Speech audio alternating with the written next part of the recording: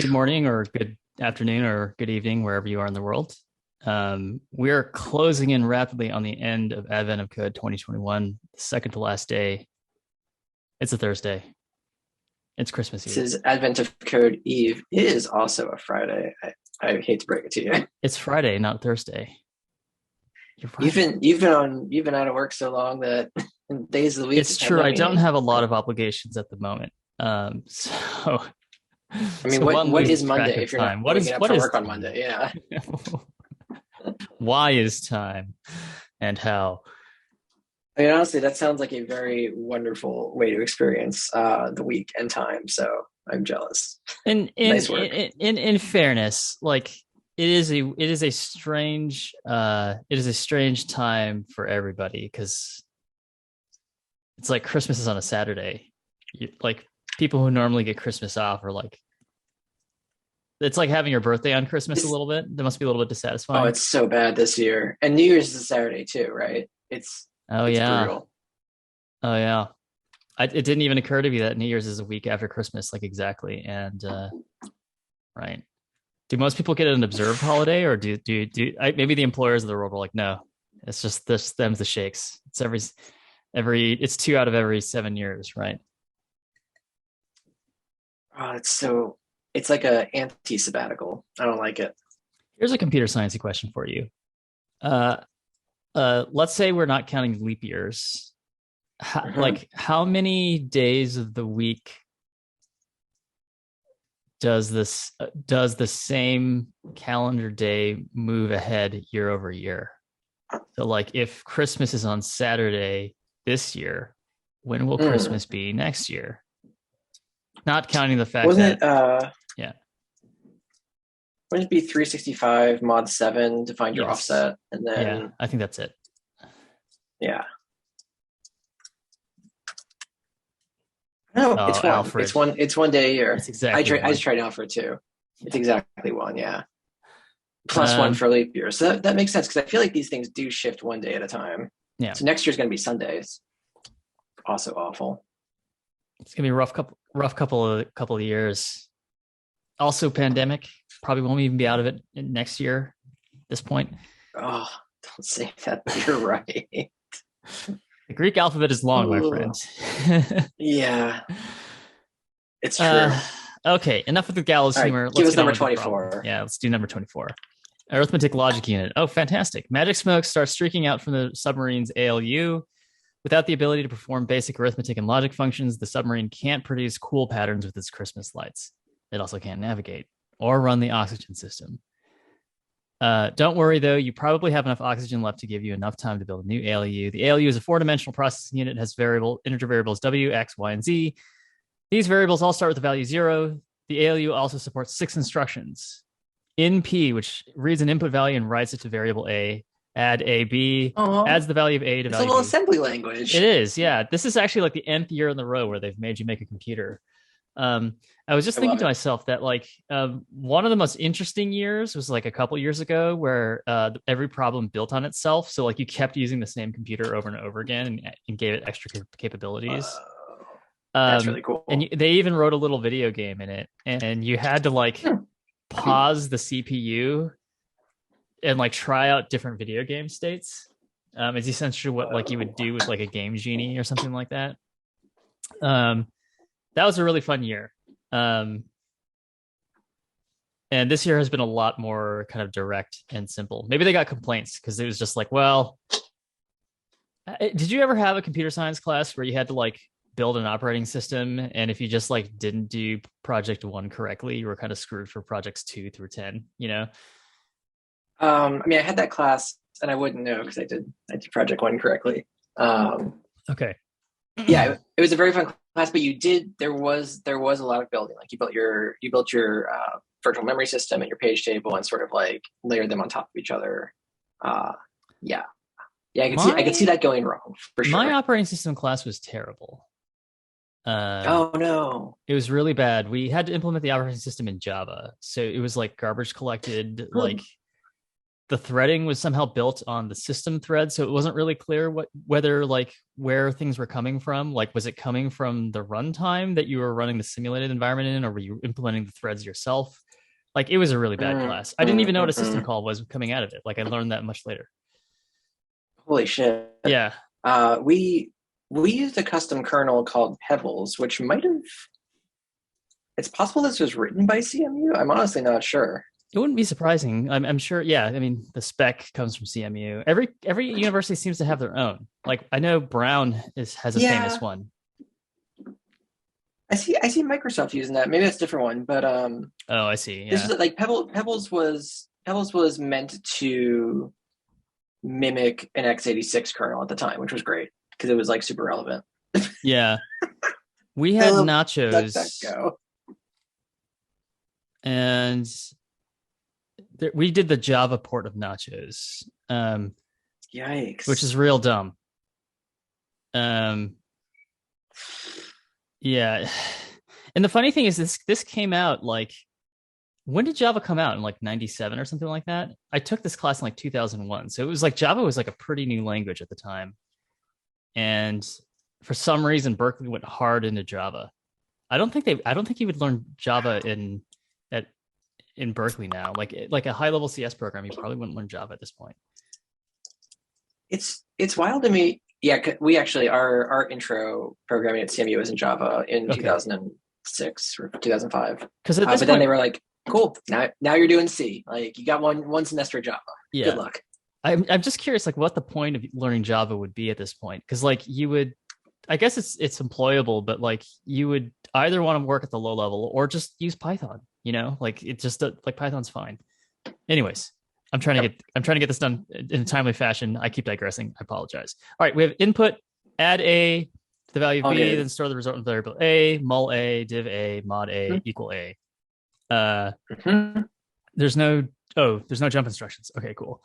A will always be the variable where the result of the operation is stored, one of W, X, Y, or Z. Well, B can either be a variable or a number, so you can do immediates.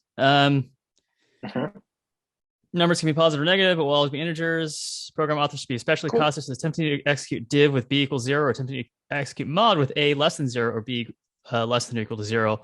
Will cause the program to crash and might even damage the ALU. Okay, fine. So there are arithmetic exceptions. Yeah, for example, a nice constraint. Yeah. For example, here's an ALU program that takes an input manager, negates it, and stores it in X. Okay, sweet. So on and so forth. Here's an ALU program that takes a non-negative integer as input, converts it into binary, stores the lowest ones in bit 0, the second lowest 2s in bit Y, the third lowest 4s in bit X, and the fourth lowest 8s in bit W. Interesting. I've never tried to do like bitwise arithmetic using simple arithmetic operators. Yep. Yeah, once you have built a replacement ALU, you can install it in the submarine, which will immediately resume what it was doing before the ALU failed, validating the submarine's model number. To do this, the ALU will run the model number automatic detector program, monad, your puzzle input. Submarine models they're giving us a program to run. Okay, yeah. So submarine model numbers are always 14-digit numbers consisting of digits 1 through 9. Digit 0 cannot appear in a model number. When monad checks a hypothetical 14-digit number, it uses 14 separate imp instructions, each expecting a single digit of the model number in order of most to least significant. So to check the model number, blah, you would give it 1 in the first imp instruction, and so on and so forth. This means that when operating monad, each input instruction will only ever be given an integer value of at least 1 and at most 9. Then, after monad has finished running all of its instructions, it will indicate that the model number is valid by leaving a 0 in variable z. However, if the model number is invalid, it will leave some other non-zero value in z. Monad imposes additional mysterious restrictions on model numbers, and legend says the last copy of the monad documentation was eaten by a tanuki. Nice. Tanuki being like the Japanese raccoon dog with the testicles. You'll see like with giant balls. Yeah. Yeah. You'll need to figure out what monad does some other way. To enable as many submarine features as possible, find the largest valid 14-digit number that contains no 0 digits. What is the largest model number accepted by monad? So I think this is actually a disassembly problem and not an assembly problem, not a running problem. Because we're trying to determine the constraints of this number so we can generate our own. Yeah. Yeah. Or we Okay. can just like run this on every single 14-digit number. But I don't know how quick It that doesn't have zeros in it, which cuts some out, one tenth of them for sure. Yes. Well, how many times would it take us to enumerate? How much is a 14-digit number? Like a 9-digit number is like 100 million, right? And a 12-digit number is like 100. No, that's 100 million. Because 10 digits is a billion, right? Yep. So we're talking about like trillions of numbers that we. So I think somehow you spoiled yourself on that Reddit image from earlier. What's that? What was the Reddit image? I don't even remember what it was. The Reddit image was my face when I realized I only have to brute force 14 times 9 instead of 9 to the 14th, which I think is the large number. Okay. 14 times 9? Oh, I see. Because it has to have 14 digits. Right? Oh, and you can't have right. zeros. It's not every combo. Yeah. So maybe what we can do is we can write a program and then figure out how to enumerate all the 14-digit numbers that don't have zeros in it. Yeah, I'm curious about that. I think let's build this little computer and then yes, put a number through, see if it comes out as how is it not 9 valid. to the 14th? How is it not 9 to the 14th? Because you just basically have 14 spots. You have 9 possibilities. So it's 9 times 9 times 9 times 9 times 9 times 9, so on and so forth, right? Yeah. No, I mean, I don't know, and I wonder if I wonder if that was a leak on the constraints of the program itself, not the algorithm. I see. Because I think you're right. I think it's 9 to the 14 combos for this. Okay. Should we just write the computer, or do we want to actually analyze this problem? Let's write the computer first, because we can sort of. Yeah. Sorry. Go ahead. Didn't mean to cut you off. That's okay. I think we have some lag today. Sorry. Okay. No, I was just gonna say we could maybe put some debugging in our computer such that like it prints out. Like there's one. I don't know if the program is writing to register Z often, but that's our output. So I'm curious, sort of, if at what point that gets invalidated, or if like where Z gets written to, we can sort of like see where it's at in the input. And I'd be okay understanding the program. Okay. Because brute forcing, we can do that. All right. So we have a computer. It has no memory, right? So it just really has like an I64W as registers, basically, right? Mm-hmm. Yep, just 4 registers. What am I doing? I'm writing C code here. You got straight into a kernel mindset. I wore myself up. And then we'll have instructions. And we have input. And what does input actually do again? Input writes to something. It writes to a whatever register it's asked It does to. have a register. Yeah. Yeah. How about we do enum register? Mm-hmm.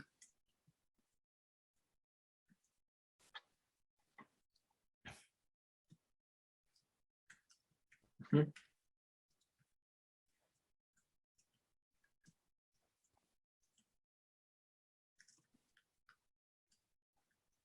Are you going to separate that into 2 different instructions?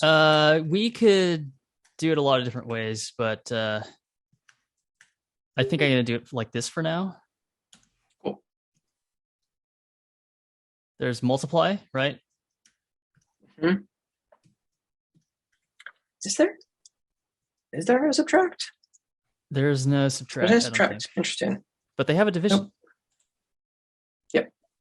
I guess Division is weirder than subtraction, I think. Yeah, with integers you can't formulate division from multiplication, but you can formulate subtraction from addition and multiplication of immediate mode negative ones. So. And then we have equal. I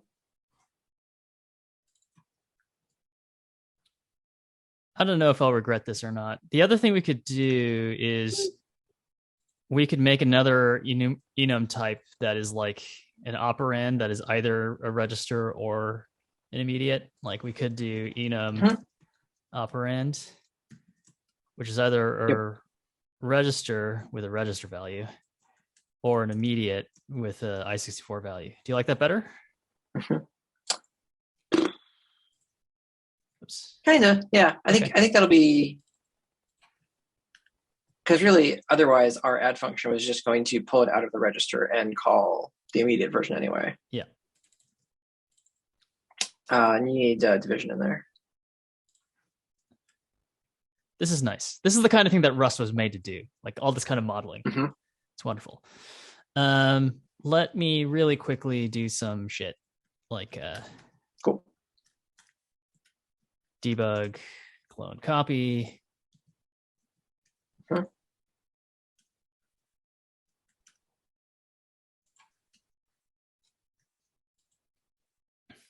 Okay, it's complaining because we're not doing anything. So why don't we do some parsing, right? Bring it on. And what we'll get is a vector of instructions, right? Okay, so we are going to, I guess we're going to go line over line. This should be relatively easy, right? We're going to map it. We're going to get some line. That's going to return some kind of vector. It's going to return an instruction, and we're going to collect that into a vector, and that's a return value, right? Yep. Okay. So we can maybe split the tokens along spaces.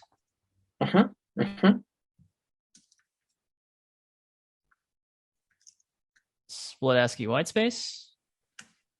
And then we're going to match on tokes.next.unwrap. And this is going to return the actual. That should be one of these things. Yeah. But we can't actually build these instances of enum without actually passing in these values. Correct. So what we're going to match on is strings, I believe. So that's what this should be. Missing match arm. Okay, that's all it's complaining about. On imp, we create a new instruction that is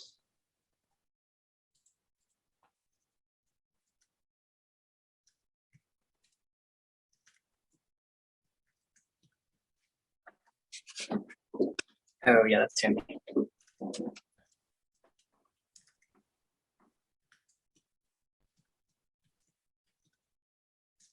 The register is W, right?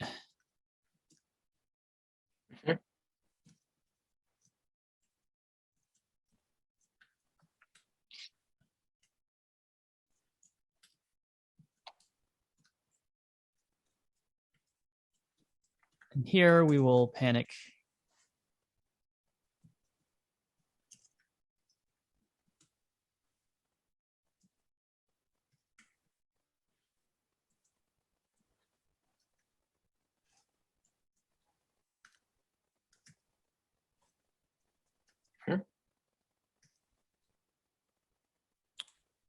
Instruction input.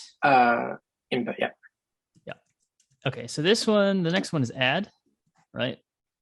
We're going to parse a register, and then we also are going to do parse register or parse operand here.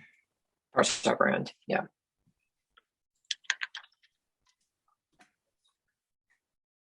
And this will be an operand register of register W. Note that this register is a concrete, like it's an option of the operand enum, and this register is an enum. They're just two completely different things, even though they share the same characters. They're in different namespaces, basically. Gotcha. Okay. No, that makes sense. So our wildcard case now is going to be to check for for integers. Yeah. So we will then parse this into an I64.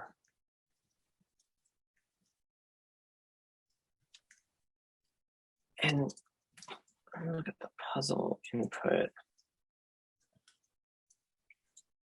Okay, yeah, these are multiple characters.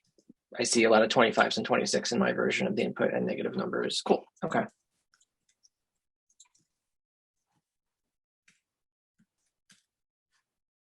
Oops, I didn't parse.unwrap. I think this turbofish is in the wrong place. It's the parse that needs the generic specifier, and then we unwrap it.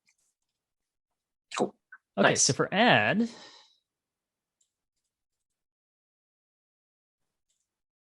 this is an add instruction, right? Mm-hmm. And this is going to be parse operand, right? Mm-hmm. Okay, so far so good. That's the rest of the parser too. Yeah. Yep. Nice. I remember the first time I did this type of thing, like wrote a CPU simulator in my machine structures class, it blew my fucking mind. I was like, whoa. This is just how it works. Yeah. Because it's actually just like table driven programming, and I didn't know that you could do that. Mm-hmm.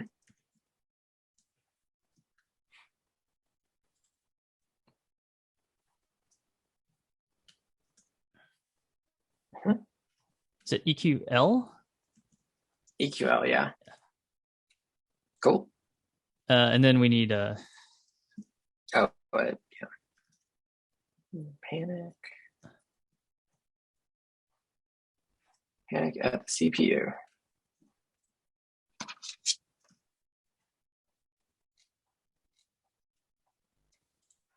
Love it. Sweet. Okay, so now we can debug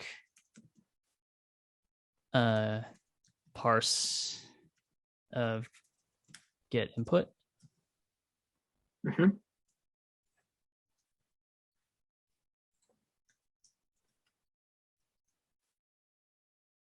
We bring this up for us. Looks right. A lot of stuff. I really need to make this buffer more. Did you run on a buffer? Yeah, that's. Isn't that just a text made? VS Code thing? VS Code option? Yeah. Text made. Man, terminal buffer. 1,000 lines. Should be like. I don't know how many lines is too much, but maybe 100,000 lines seems reasonable. Much more than 1,000, that's for sure. Yeah. Okay. This is the last thing, and add Z to the register Y. It is, and then multiply Y to X, and then there's an immediate 15 here. I think our parsing works. I have decent level of confidence. Okay. So now we actually want to run the simulator, right? Okay. I was gonna say, this problem feels much easier than yesterday, but probably because we've written something a lot like this before. Right. So we could almost just like run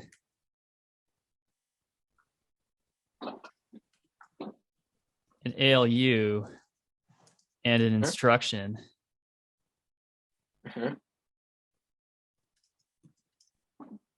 And we could almost just return a new ALU. There's no we could just continue modifying the same one. I don't know what the right thing is here. I think either's fine. Hi, first timer here. What are we up to?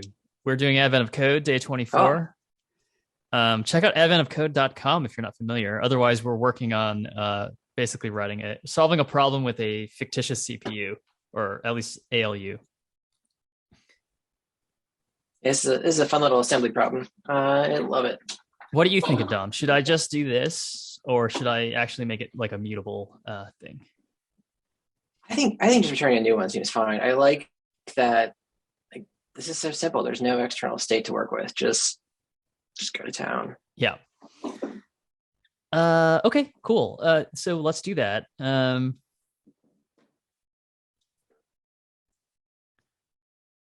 really good with hardware. Yeah, neither am I. We're sort of simulating the CPU here. In software completely, and it's fully specified in the problem prompt here. So this isn't super close to hardware. We're really just like running you can think of it as like writing a little like assembly language simulator. Okay, we're This gonna sort of reminds me of match. writing a programming language itself. Like we're doing the abstract syntax tree parsing, and that shit's fun. Yeah. So we're gonna have a bunch of operations here, right? Mhm. There's gonna be register,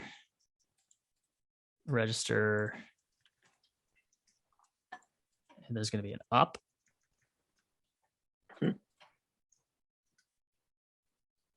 Okay, so the input is going to be interesting. Because we need to address the ALU by. Do we need to have the same? We don't need the iterable from last time or 2 times ago. I think what we need is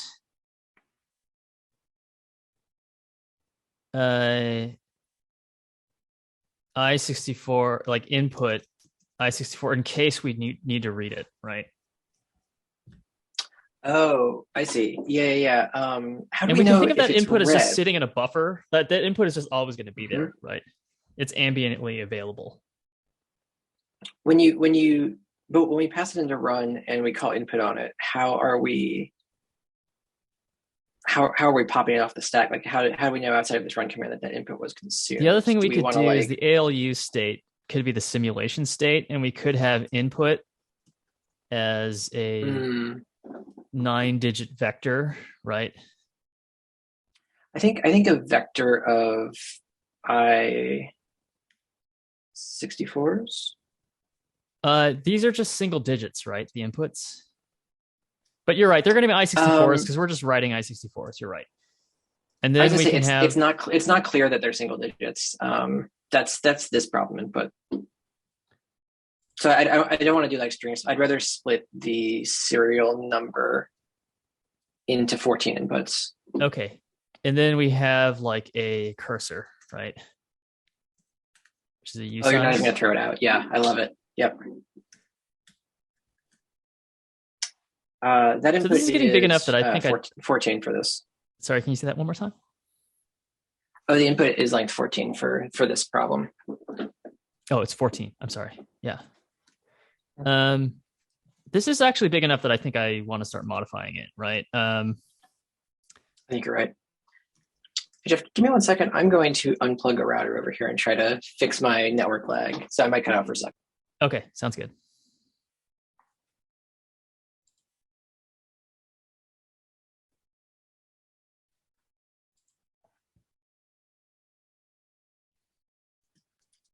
All right. Help to Wi-Fi networks. Hopefully this is better. Okay. Could be me over here. I had a friend come and work from my office around Thanksgiving, and they were doing video game development, and they were like having trouble communicating with their team until I unplugged this router. Interesting. Which is annoying to me because I need that there, but I think I've created a bad ping situation.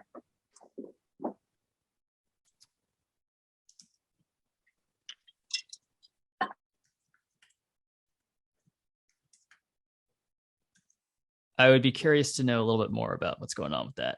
Anytime you create a new ALU, we should probably take an array, right?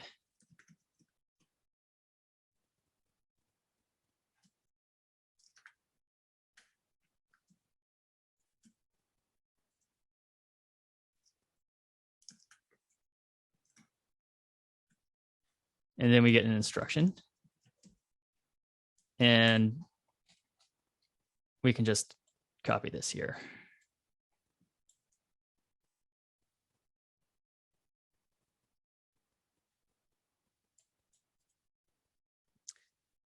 Is it valid to use new as a func name in Rust? It is. New. There is no new keyword in Rust. And so this is the conventional way of like constructing a new structure. Okay, so this is going to, what I want to be able to do is like access these registers using my register enum here.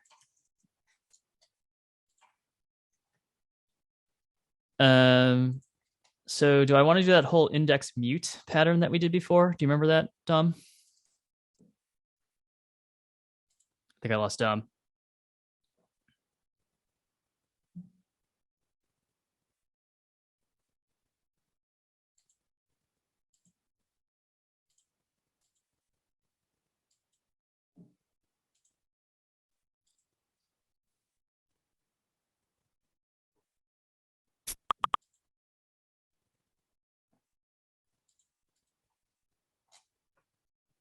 So where I was going with that is I'm going to try to make it so that I can access the registers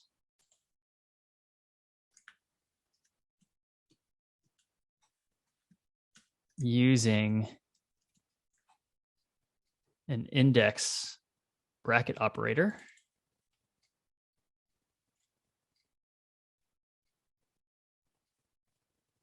Actually, this is too much work. I'm just going to write a function here called get register.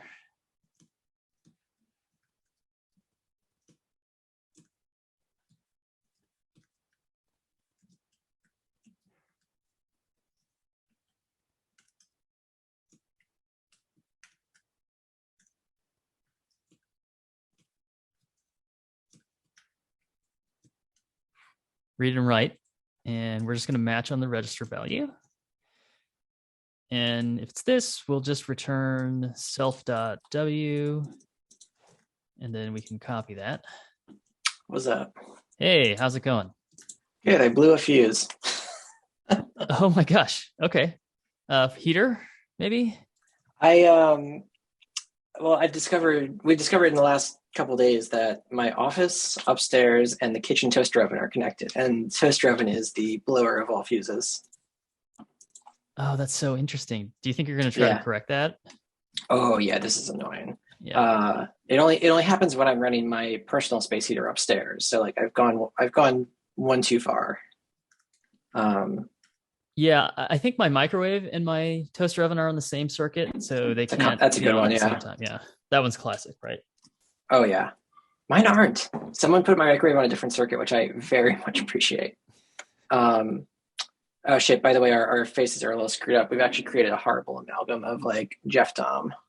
Are we Cronenberg, Dom, We're Jeff? really Cronenberg. I'm trying to make it so your chin is my chin, but it's what happened is I tried to compensate by fixing by adding the stream servers photo, but nice. then didn't quite make it. Cool. Thanks. Sorry about that. Hey, I am Amir. If you're still in chat, hanging out, I'm curious how you came across our stream. What's up with you? What are you interested in? By the way, Dom, I wrote these like read and write functions here. I thought about doing the kind of like bracket operator overloading that we did a couple days ago, but I just whatever. I was wondering about that. I just was, it's like all calling functions eventually, so I just wrote this. And that's not like there's only 4 registers. It's not very complex. Yeah, I like it. It's not. We're gonna write into the register the current self.input of self.cursor. Then we are going to do self.cursor plus equals 1. That's that instruction. We probably need to worry about any sort of like bounds checking on that. This will be bounds checked, so it'll just panic. Oh, great! Yeah. Well, I read the input too, and they have exactly 14 input instructions. So. Oh, okay, nice. Yeah, good to know. And there's no looping, which is good. In fact, because there's no looping, we can. What this probably is going to be is a disassembly problem. But I think we're getting the problem in our head by writing this out. Okay, to do addition, we actually want to evaluate an operand, right? So fn eval operand and operand, and this will return an I64, right? So we're going to match on the operand. And if it's an operand register, we are going to self.read the register. Otherwise, if it's an immediate, we're just going to return that value, right? Gosh, I love this. Is just like the dream, right? This is what we want to do in TypeScript, you know.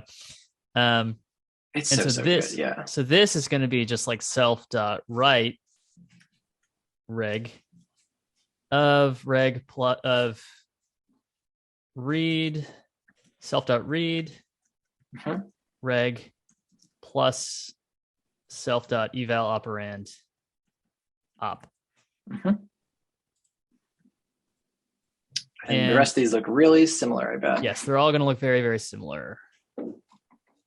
Oh, I need to actually prefix this with instruction.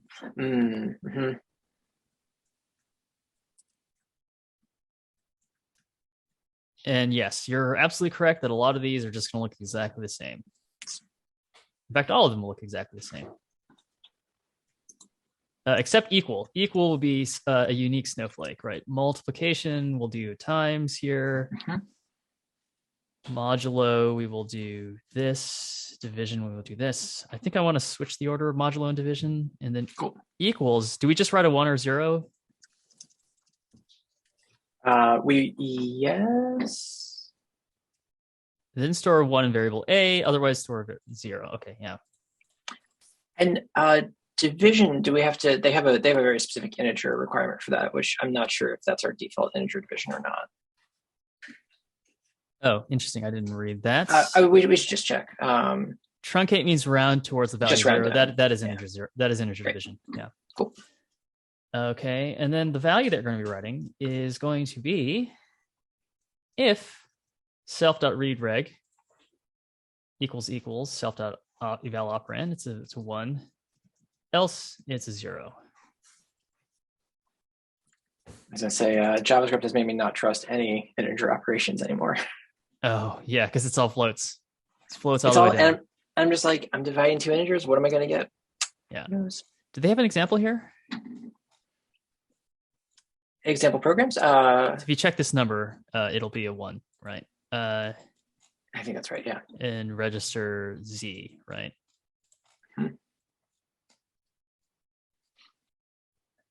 Okay, so we will let the program equal to parse of get input.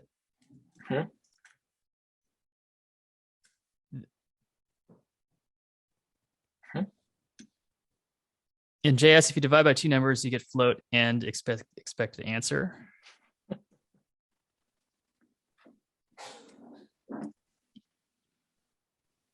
Expected from the perspective of this problem, or expected in general? I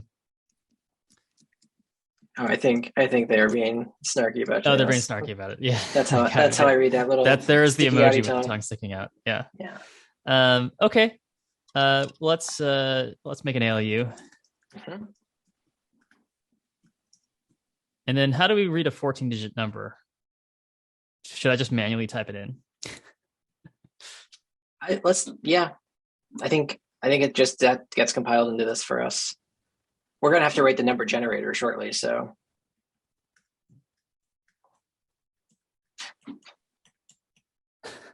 Brutal. Oh, this needs to be 9%. Okay, and then we will just do for ins in program alu.eval instruction alu.z.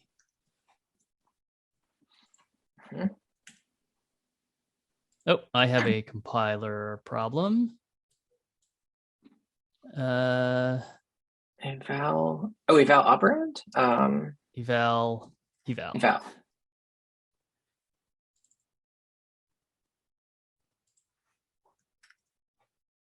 It's weird that it only realized that this was a compiler error just now. It took it a while. That is wrong. That is not a 1 or a 0, right? What did we print out at the end? Just The the value value of z? of z. Oh, no. If the number is invalid, it will leave some other non-zero value. Mhm. So to check them, oh, you know what? This is not telling us whether it should be something or not. It's just, Correct. yeah. That is quite a large number, though. So, Yeah. okay. Okay, cool. So I think we've gotten to the meat of the problem now, which is what is a valid number and how do we figure it out?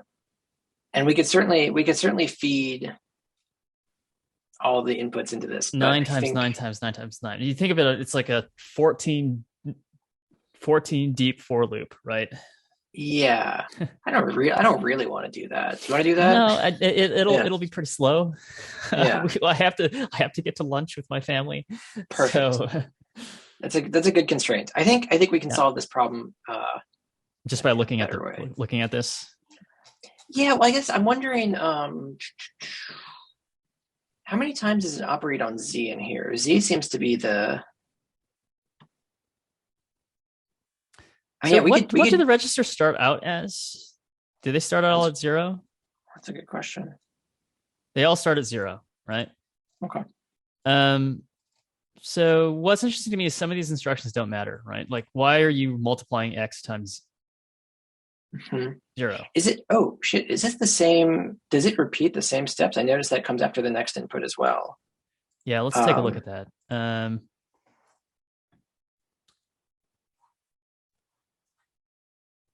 That's really interesting. If so,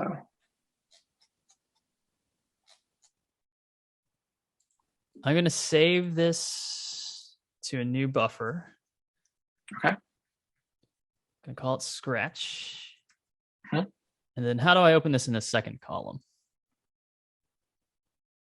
You can hit the little split view. Yeah, any of the splits, split right. Okay, cool. So where are we inputting? We input up here, then we input over here. Yep. So can we look at those two side by side maybe? I'm really curious how similar they are. Absolutely. Input W.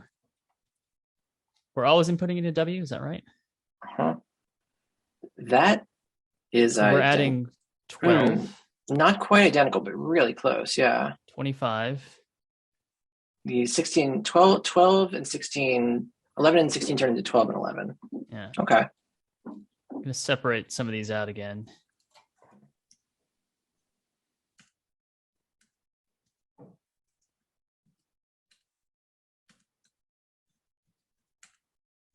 Shurshak, by the way, it's nice to see you again.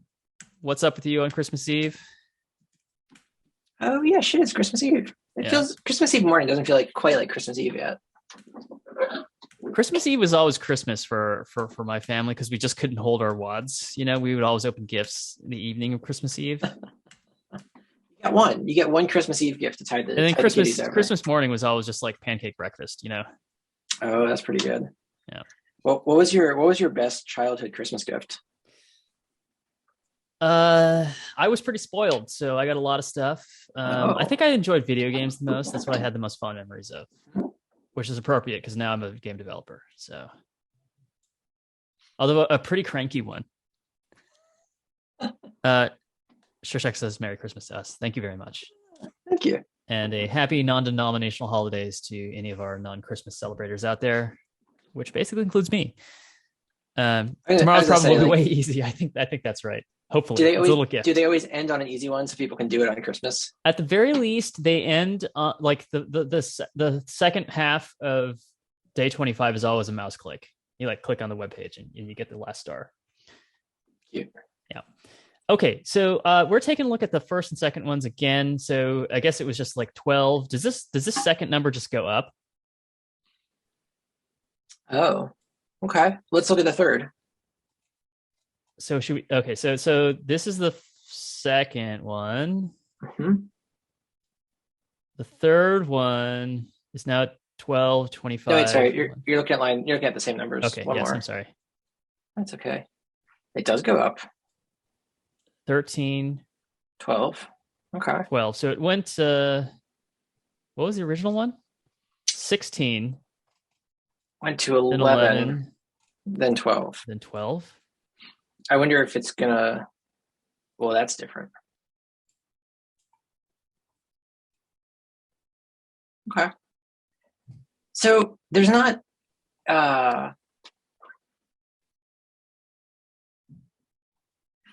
Is the sequence of instructions at least the same? Is it just the constants that are varying? I believe the sequence has been exactly the same, and the constants are changing. So I wonder if we could sort of like Compress so this into like a little function, maybe. Well, and check it out. So add z to y. The thing it does every time is it like does these operations, sticks it in register y, and tacks that onto z. So we need a number that satisfies each of these functions. Yeah, we're modifying z a couple times, right? We're multiplying y into z, and then That's we're fair. adding into it. Yeah, and then we're I also guess dividing into it. okay. Hi, Cosmic I guess. Doodah. Merry Christmas to you. Oh, hello.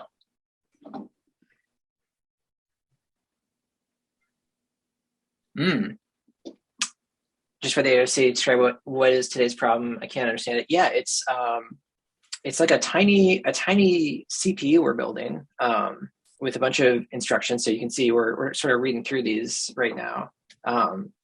They resemble like a very simple assembly language with 4 registers. But for our purposes, that's really just a tiny little data structure in Rust. But as we're discovering now that we have the program running, the hard part is figuring out what is a valid input and what that means. Yeah. Why don't I do this, Dom? Yeah. Divide C1. Whoop. Let's give ourselves some more real estate. Yeah. Isn't she? I see what you're saying about operates on Z a bunch more. Okay. So I think mul x equals 0. So basically we're saying W equals read. Mm-hmm. I'm going to just translate this into something that's like easier for me to like think about and reason about. Absolutely. And then x equals 0, right? And then x plus equals z. Mm-hmm. X mod equals 26. Is this an alphabet problem? It might be an alphabet problem. Yeah. Why are we dividing z by 1? That's a weird instruction. It might be that this constant changes, right? Let's go to div z. There you go. We occasionally by 26. 26. So yeah, this program is exactly the same except a few differences in constants, right? Mm-hmm. So we could sort of re-express this as a function. Like we could write this ourselves as a function that takes like the 4 inputs. Yeah. Oh, Cosmic Judah says, didn't understand the valid input part. We run all the instructions and what should we do next?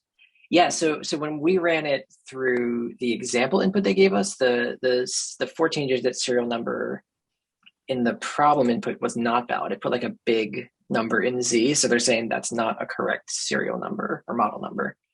So I guess the question is like how do we figure out what makes a valid model number? And we could run every 14-digit number through this, but that would take a while. And so I think what Jeff is doing right now is writing this out in a way that we can sort of try to understand what this function is checking each digit for. Because it goes digit by digit and runs a bunch of operations on it. And at the end, the value in variable Z should be 0. And it's interesting because we do operate on Z a bunch. So I wonder,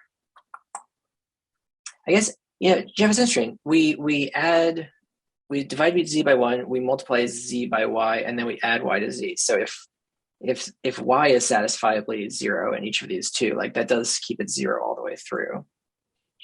Oh, actually, if Y is, we multiply Y by Z.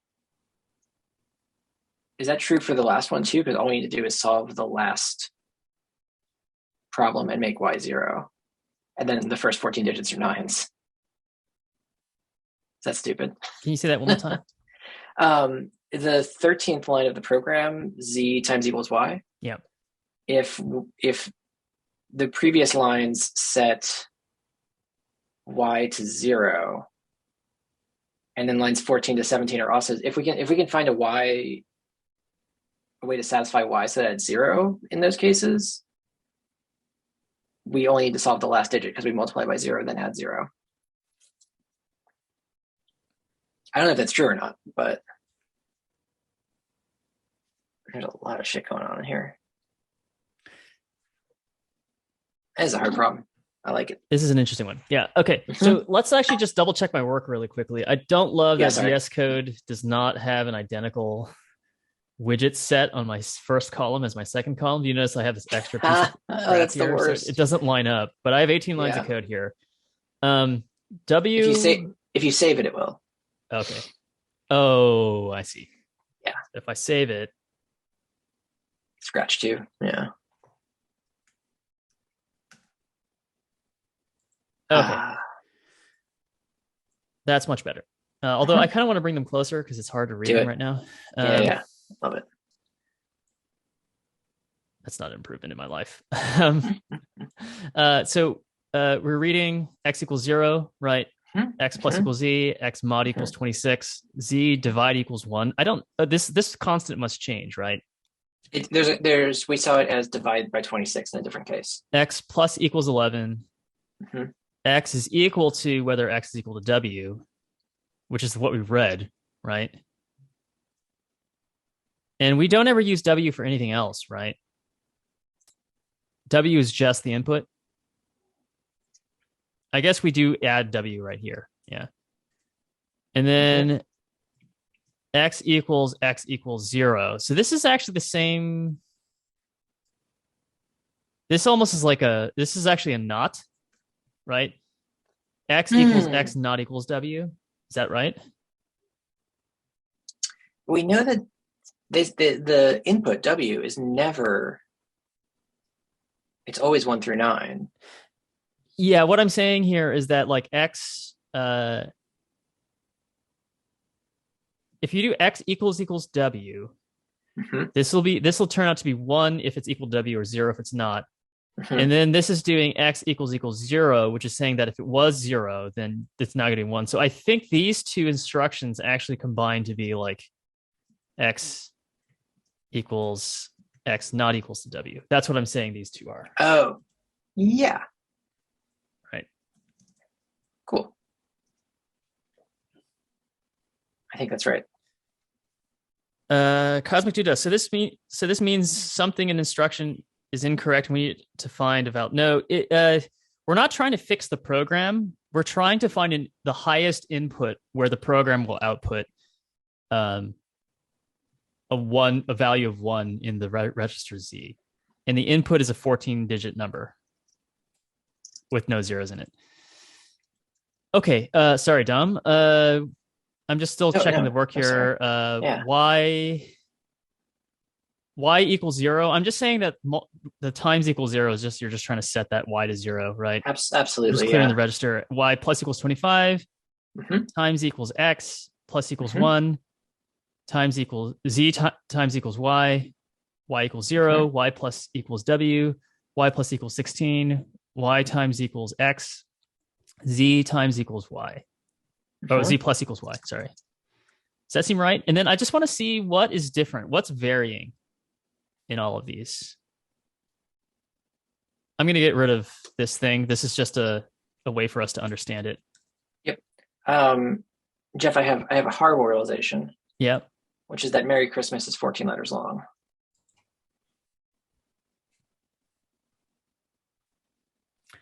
It's 14 letters, but how do you convert Merry Christmas into digits?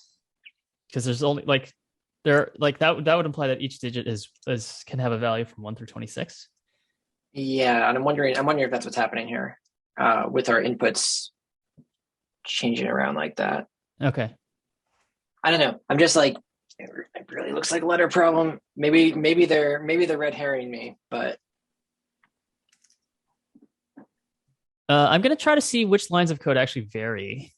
And I think it's this changes or varies, maybe I'm going to say. And I think div z by 1 also varies. Okay. Yeah. So let's truck on down. Okay. Were you around when Marjorie and Bob ran that little cryptography contest? Yeah, that was fun. That was super fun. Was that the Dropbox one? It wasn't. I don't know what it was like an old school one where you had to decrypt a code, and it used like a Vigenère cipher or a one-time pad, and Oh we had to like yeah. you had to do like frequency analysis and that kind of thing. See, I was not smart enough to participate in that competition. Oh, I didn't know anything about code breaking, but I think me and Eric solved it. We were just nerds, and we just Nice. like we actually Eric was the one that introduced me to advent of code. So like I think like it was kind of like right up our That alley. makes sense. Um, so you're saying that this divide equals one also has to vary eventually, I right? think I saw it vary to divide by 26. There you go. Line 62 there. Uh, varies less frequently, right? I And think I wonder if it oscillates between 1 and 26. does the x plus equals 11 It goes to -5 negative there. 5? So that's not a letter.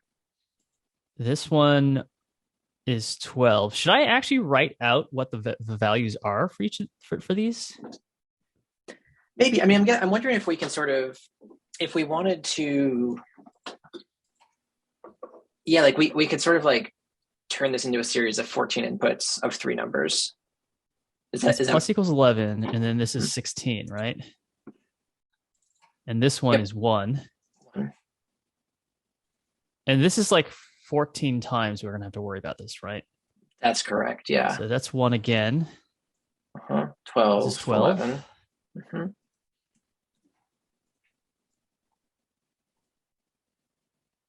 I could probably write a program to do this. I almost don't trust myself to write it correctly.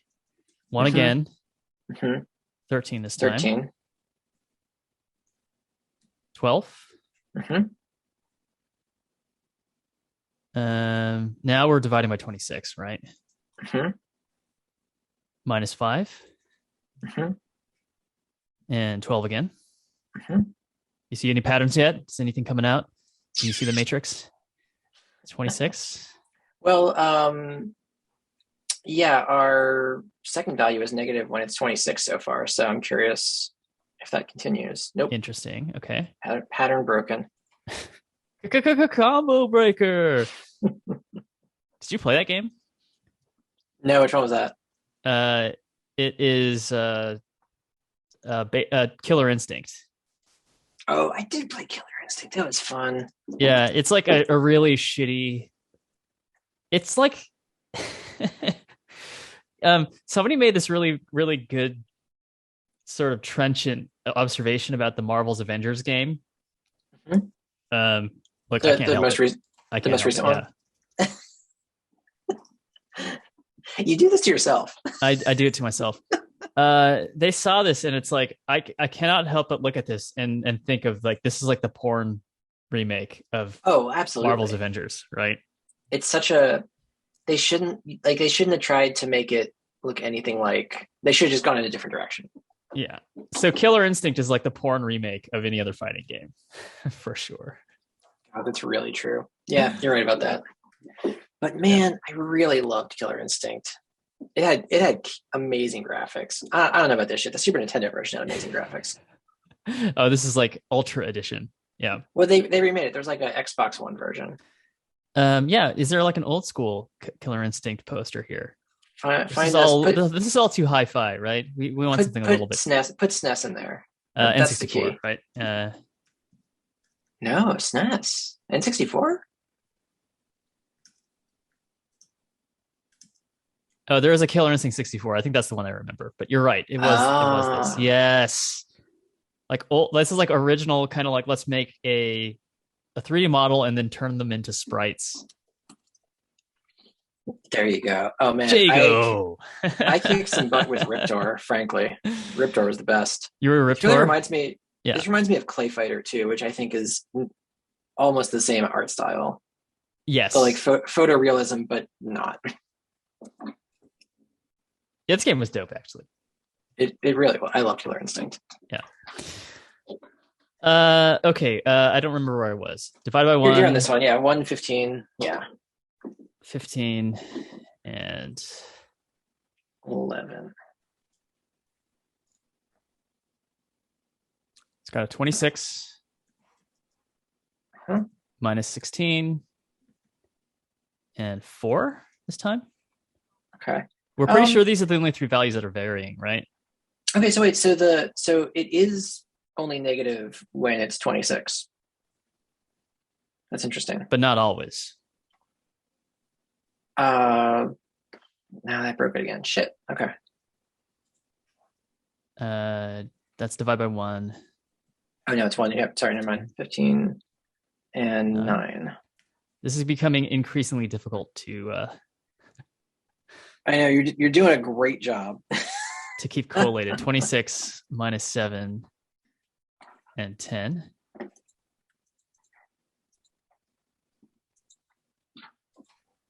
(26) minus 11.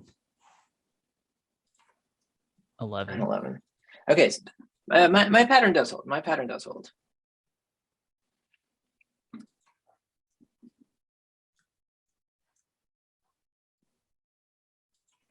That's really interesting.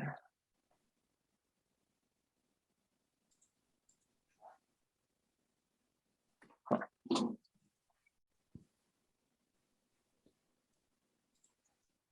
What's like the most numerological interpretation of this?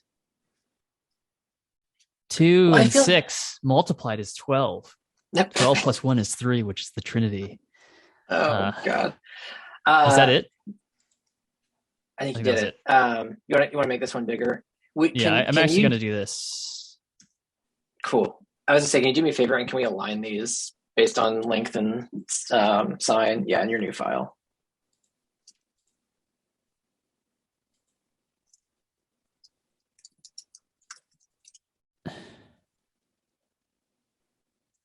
Yeah, I almost want to stick this into a spreadsheet. Should I just stick it in a spreadsheet? Sure. Yeah. You know what? CSV it and just paste it in the numbers or yeah. Okay. Yeah. So that's what I can do with this brand new file that I made. Wait, have you had to do a spreadsheet for Advent of Code yet? Because maybe that's a new low. I have not. It is a time-honored tradition for people to do Advent of Code in Excel. Brutal. You know, next year, I'm actually very intrigued by the possibility of doing this in Unity. Because I think the visualization would be a really fun challenge for a lot of these. Oh, interesting. I like how Numbers has this kind of Christmassy color scheme. It's nice. Mm-hmm. Close enough. I think I screwed up. I think I missed one. Maybe. Okay, you know what? I think you missed one 114.9. So I think the 26 is only the first value and the second value is negative. So you can sort that out. Sort it the best you can, yeah. 1, 11, 16, 1, 12, 11. Uh-huh. We got 1, 13, 12. Correct. We got 26, negative 5, 12. Correct. 26, negative 3, 12. Uh-huh. 1, 14, 2. Uh-huh. 1, 15, 11. Mm-hmm. 26, negative 16, 4. Mm-hmm. 1, 14, 12. Mm-hmm. 1, 15, 9. Mm-hmm. 26, negative 7, 10. Mm-hmm. 26, negative 11, 11. Mm-hmm. 26, negative 6, 6.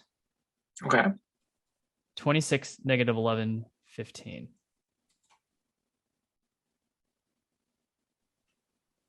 Was that a fourth 26 or fifth 26 in a row? No, 4 of them. Let me just align. I mean, we know from numbers that it's just not lining up, right? Yeah. Did I double type anything? I didn't see it. How many commas do we have here?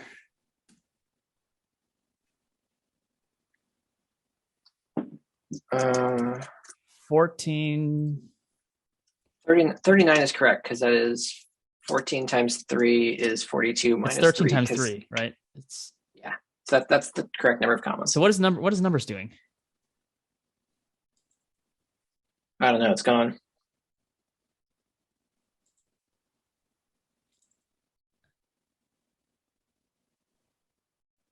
Did it just not import the CSV correctly? Maybe not. I think you need to maybe give it a table heading.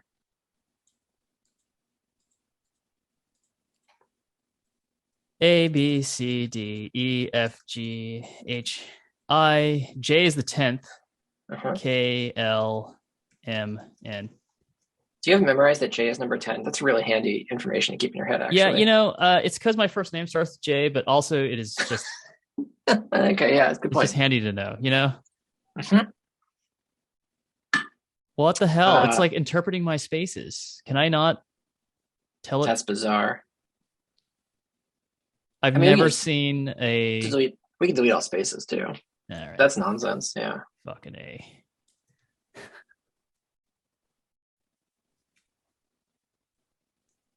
I hope it's happy now. This is very Apple. They made a spreadsheet parser, but it works their way. Yeah. Beautiful. That's cozy. Okay, so we've got that going. X is also 10. Sure, check. I'm not sure if I understand. Well, in Roman numerals. Oh, I see what you're saying.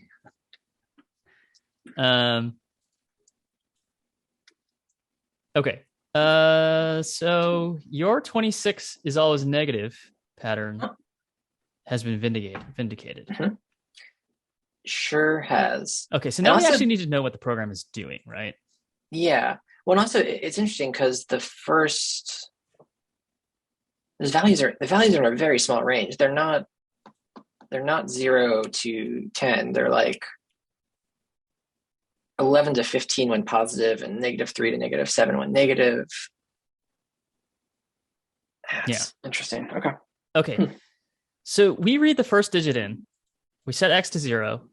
And this is just there because X might have been modified from a previous thing, because this is the same function running over and over again with like basically 3 input variables, right? We can almost think of this as a function.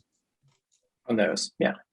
And in fact, maybe I could just down here call this A. Let's call it like, let's be really obnoxious about what the variables are, right? Okay. Yeah. Not that one, yeah. A, B, and C, right? Hmm. And this is like read. So we take in our first variable, we add Z, which has been accumulating from previous things, right? This is almost like the return value of the previous thing. Mm-hmm. Because it seems like with Y, we set Y to 0, we clobber W, we clobber Y several times. We clobber X. Well, yes, we clobber X up here. So Z is the only thing that's being left over, right? We basically set X equal to Z here, right? So essentially I'm not sure if I quite understand this sequence. I guess there's no assignment, right? So yeah, so X equals are, Z. Yeah. And then I think we also decided that this is X equals X not equals W. Mm-hmm. So we assign X to Z. We modulo by 26. So this is definitely like letter-ish stuff. We're keeping it in the alphabet for some reason. We're keeping it in the alphabet. Yeah. I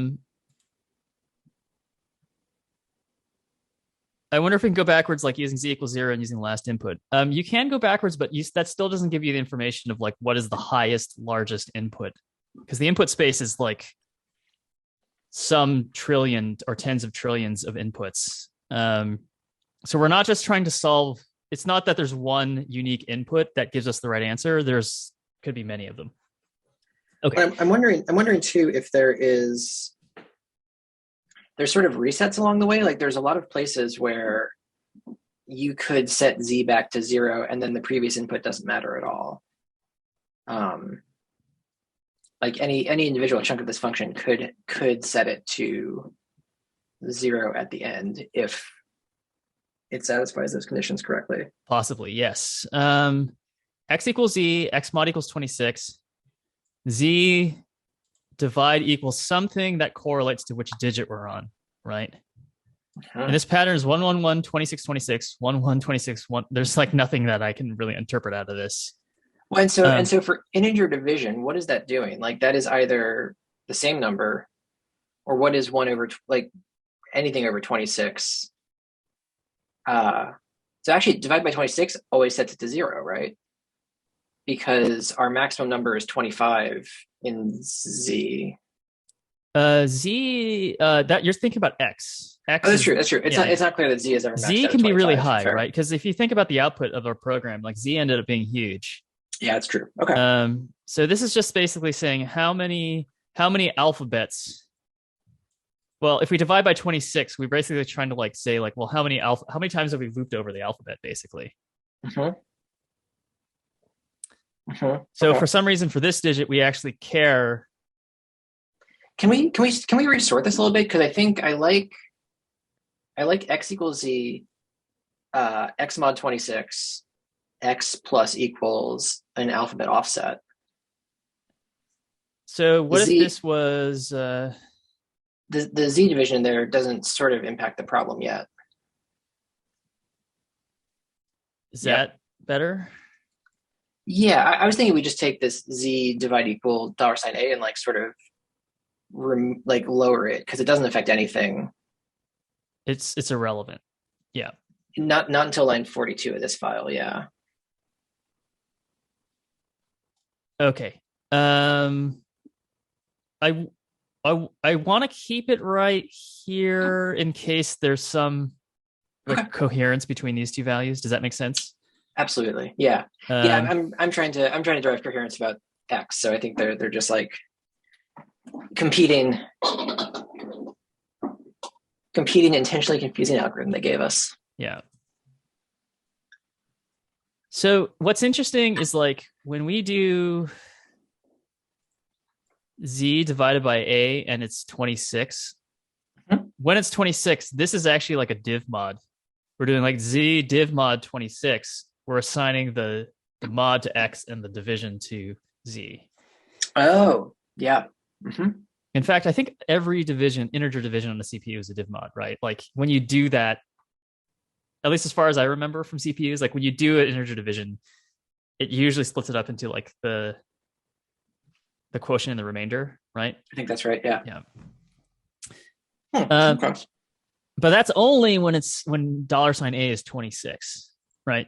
It's also 1 a lot of the time. So we add in some constant, we mix it in there. And then we say, does that equal the input? So if it does equal the input, x is 1. After this, if it does equal the input, then it's 0. Oh, it's 0. Yeah. Okay. This is not equals. That's what these two things, like if I walk it through, like if x is 11, the first iteration, then x will take the value 1. And then is 1 equal to 0? It's not. It's 0 now. However, if x is not equal to 11, x will be 0 here, and then is 0 equal to 0? Well, that's true. So then this is now 1. So this is x equals x not equal to w, right? Yep. No, I totally agree. Okay. We reset y plus equals 25. So this is the same thing as assigning y equals 25. Y times equals x. So this is the same thing as y. This is if x is 0, y equals 0. Y equals x times 25, right? Or 25 times x. True. And then y plus equals 1. Well, so 25 times x there is either 25 or 0 because x is either 1 or 0. Yes. Okay. So maybe what you're saying is we're saying if x equals 0, Mm-hmm. y equals 0. Yep. Let's do a ternary. Do that. Yeah. Yeah. Y Yeah. equals x equals to 0, 0 or 25. Mm-hmm. And then y plus equals 1. Z times equals y. Oh, interesting. So Z is either getting multiplied by 1 Or by or 26. or by 26 and having the whole alphabet there. So really, that says Z times equals X equals 0, 1, or 26. So all Oh, the I Y see. I operations. see. This is x equals 0. This is Yep. 1 or 26. Mm-hmm. And I assume our goal is, I assume 26 is maybe bad for the outcome of this algorithm. Sorry, I want to make sure that I'm preserving the original instructions here. Okay.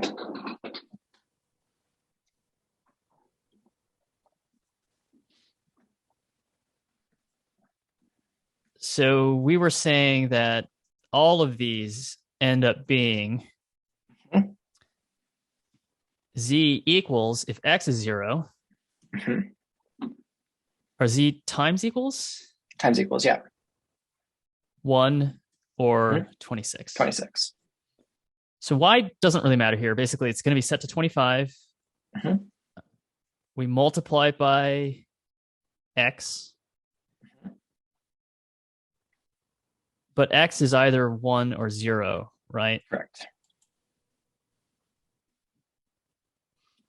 Yeah, so this is, I mean, this is the validation, right? The validation is if our digit is satisfying the condition of the function, it should be putting 1 in there And and x keeping is z at 0 0. when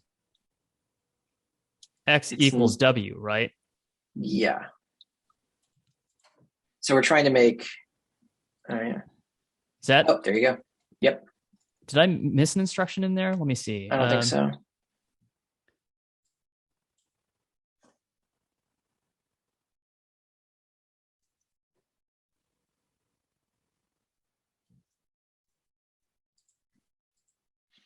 So what I see happening is that the division by 26 of z lets us undo some previous bad steps. So there's like Yes.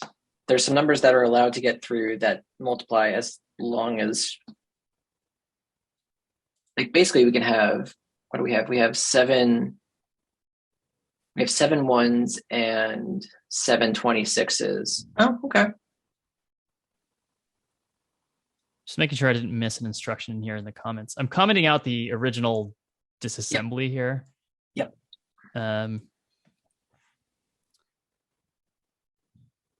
Okay. Mm-hmm. Hey, Dom, I'm going to run to the bathroom real quick. And Okay, sounds good. Yeah. You want to put us on the back in a bit screen? Or I can just, I can just hang out and chat, whatever. We'll, yeah, whatever. Goes back. gonna go powder the nose. I'll be right back. It should be quick. Okay.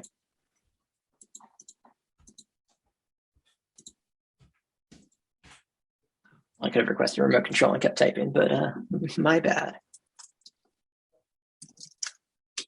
I'll keep taking notes on this myself. I'll do a quick. Y equals 0. Y plus equals the input. Y plus equals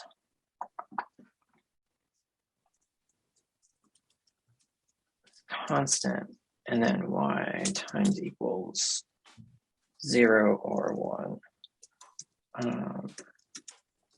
W.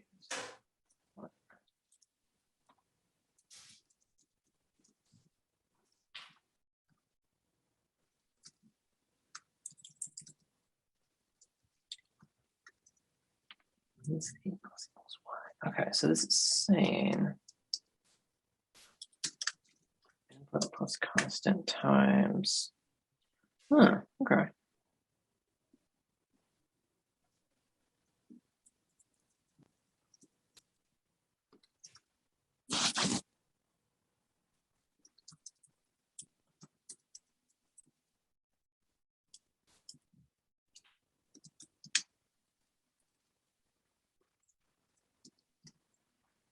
let's see.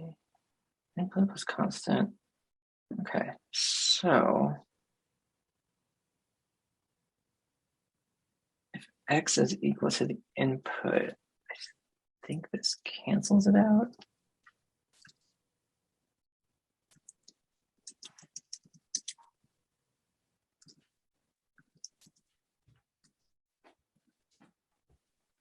This equivalence, it's equal, it's 1. So I have a very ominous pop-up on my screen that says Dominic DeGrati is requesting remote control of your screen. I was going to keep typing, but I forgot to ask before you went away. I clicked decline. I refuse. Wow, rude. I got a very rude pop-up on my screen. Sorry, you had some insight though. What were you going to type? Talk me through it. No, I was just going to start working on the next section of this. Okay, yeah. It's basically x is still 0 or 1 here, right? So it's effectively input plus constant times 0 or 1. Yeah, x is x equals w, right? Whatever x was.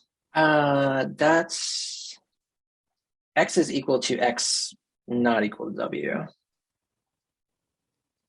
Yes. I think that's correct. You converted it. But maybe we should double check. Yeah, and I should not be this clever because x is used later on. So this should be x not equals to w 26.1, right? That's probably a better thing. Yeah, okay. Does that seem right? X is now no, X is now 1 or 0. I don't know why I'm doing this. I think I'm like kind of mixing my metaphors here a little bit, and we need to know the value of X, so I shouldn't do it this way. You need to know the value of X. I like seeing the X not equal to throughout though, because it brings it in terms of W. Like the one with the 0 is. So why don't we make a new variable called V? Okay. And let's make that equal to whatever X is here, right? Okay. And so V is Z mod 26 plus whatever the B is.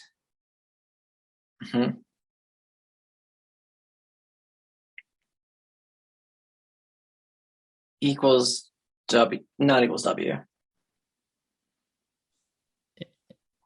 And then, so this is like V not equals W, right? Yeah. I don't think we use X in any terms that are saying that it's not equal to. We use X over here, right? So that's why we need to keep this assignment here.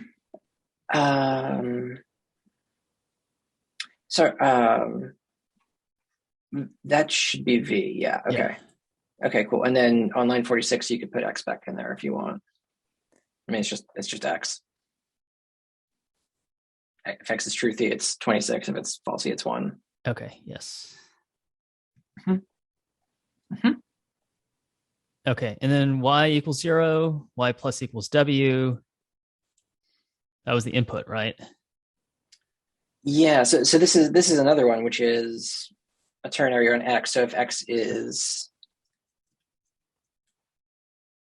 truthy, it's input plus constant, otherwise 0.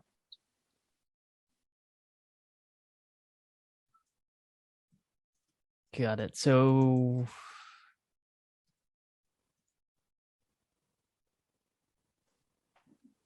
we're saying we're basically saying Y equals W plus a constant. But we're multiplying it by X. And X could be 1 or 0. So if X is 1, it's that. Otherwise, it's 0.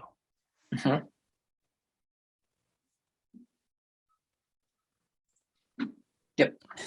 Nathaniel Bumpo says, I was not a fan of this problem. I am not yet not a fan of this problem. But we'll see. Mm-hmm. So there's a lot of so we've basically got, and then this can just go here, right? Exactly. Yeah, it's not an instruction. Let's take that out. Yep. That's not an instruction we're using either. If you want to take out line 50, I don't know if you're trying to mix in pseudocode in the assembly. Line 50. Oh, this is not a real instruction. Yeah.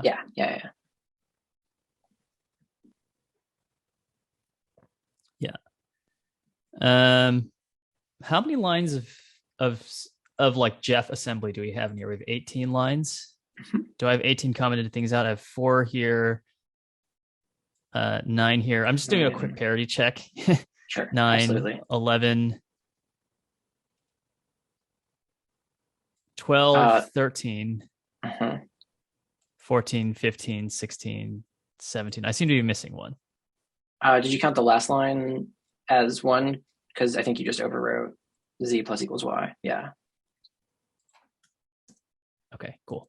So we were accounting for everything, right? Yep. So so I'm excited to see this sort of come into its own. I'm going to indent everything that is like my fake interpretation. Okay.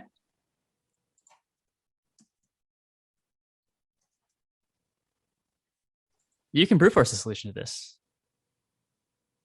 Yeah, but good. Okay. Our intuition right now is that if you try to brute force it, you have 14 digits. There are 9 possibilities for each digit. And that is 9 times 9 times 9 times 9, right? 9 to the 14th power. Oh, well, I think this is why the problem is reducible to 14 times 9 instead, because you just need to put 9 numbers into each of these 14 subfunctions and figure out which one gives you 0. I don't know if that's true or not, but I can certainly see why that might be the case. Is Z? So are you saying as soon as we get a 0 in Z, then it's always going to be 0? No, but you do have to eventually get a 0 in Z. Sorry, I think I'm saying that if you satisfy it such that V equals W. So if we find the input that makes that true, then this whole thing comes through as Z multiplied by 1 and Z plus 0. So Z would stay 0 through the function run. But we want it to be 1 at the end, right? No, we want Z to be 0. Oh, you're right. It's going to be... Z should just never accumulate. Yeah. Z should never accumulate. Now, my biggest question so far is, can Z ever accumulate? Because some of these values can actually unset it if you do the divide by the mod 26. And do we ever get negative numbers mixed in here at all, like during this addition? We only do negative numbers here when we subtract off of X, right? And how does that affect things? If Z is 0, then V becomes negative, but then we're just checking it against X. So then right. So then that can't be satisfied in that way. So Z has to accumulate something. There was some information loss here, right? Because I'm not accounting for the fact that we're adding B to, X is Z mod 26. Yeah, that's X. Yeah. So this is like this is actually just a comment. This is not real, even though I have V here, right? We're using B. Yeah, you can comment out line 30 instead if you want, or lines 30 and 33.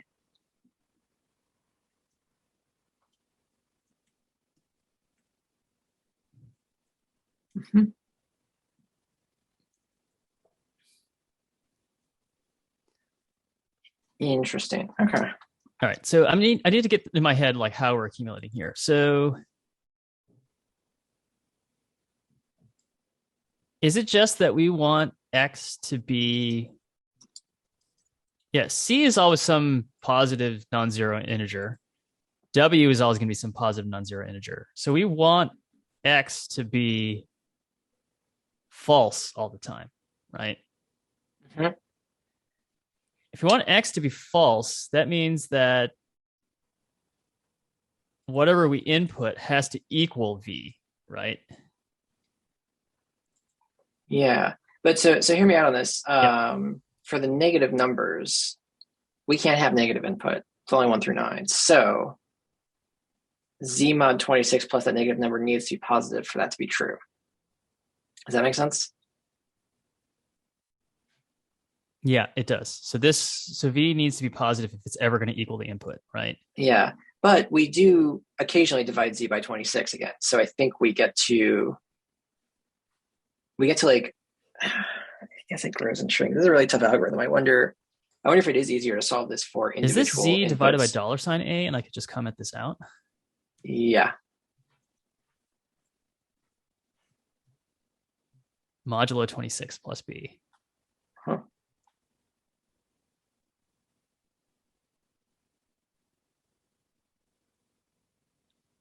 Oh, wait, sorry. Z has not been divided there yet. This is why I wanted to move it down. That's not part of this equation. This is Z. This is the previous Z. I see. It's the previous Z, which is why I think the Z is in the wrong place. Yeah.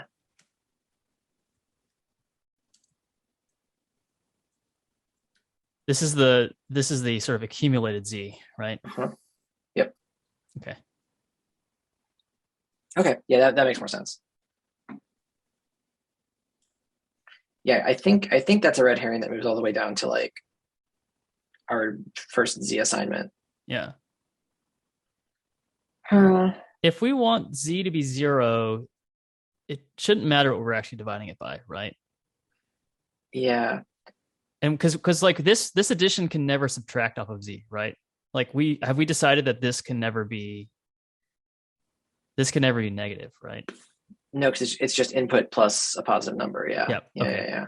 So the only Now, way so going back to what you're saying, the only way for Z to remain 0 is that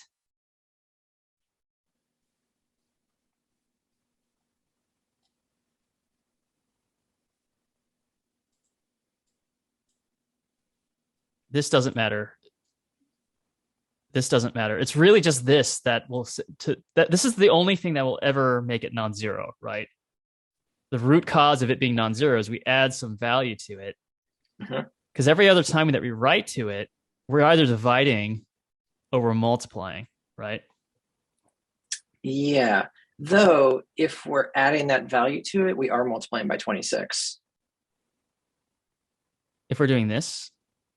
Yeah, because line 45, yeah. But you're right. If it was 0 before. Oh, I see. X. Never mind. Sorry, I thought this was Z. This times is wrong. This is Z equals X, right? No, it's times equals, I think. Yeah. It's times equals. Yep. So it's Z times this. Yep. Okay. Sorry. Somehow this is a little bit clearer to me. When I have a ternary and a assigning arithmetic operation, somehow it broke my brain. Absolutely. And we're doing the same thing here, right? Nathaniel Bumpo threw out there, he said the ALU state will repeat with certain inputs. I'm trying to internalize what that comment means. Is it we've got our little micro program. Do you want to like refactor to run against instances of this with our different inputs?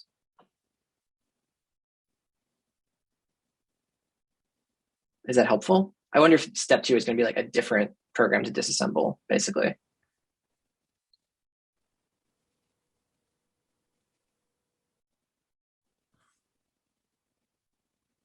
I don't trust this microprogrammer yet, which is why I don't want to write code against it. You're talking about these derived instructions?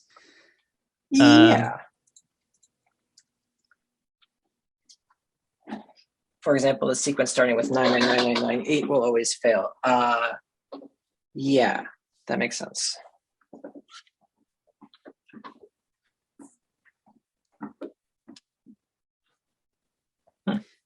is the brute forcing that if any digit causes z to be non-zero, then it's just non-zero forever? Any digit causes z to be non-zero. I don't think that's true because of the divide by 26. And I think the problem is that our well, v. If you divide by 26, you're still never subtracting off of. You still never subtract off of z, right? So if z, let's assume that z is non-zero coming into this, right? Okay. Is there anything that modifies z here that could possibly change it back to zero?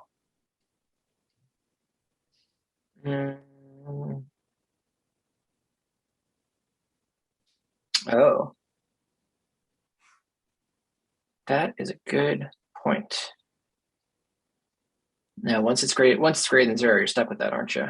Because we're either going to multiply by 1 or you're going to divide it plus c. Yeah. You're going to divide it by zero. You're going to divide it by some positive number. That's not going to turn it to zero.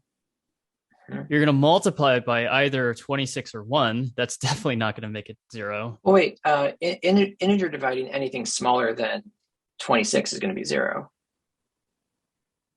If you do 25 over 26, we're rounding down. So. Oh, okay. Yes. We will return to 0. Yes. So I see the. Oh, it's weird. I see the 1s as accumulators or the 26s as potential resets, basically. You can kind of get out of it that way. Yeah. Because it's impossible for us to satisfy input equals a negative 0 plus a negative number as our $sign b. So something has, like, if z is always 0, the negative values in the b input always end up accumulating. Has to.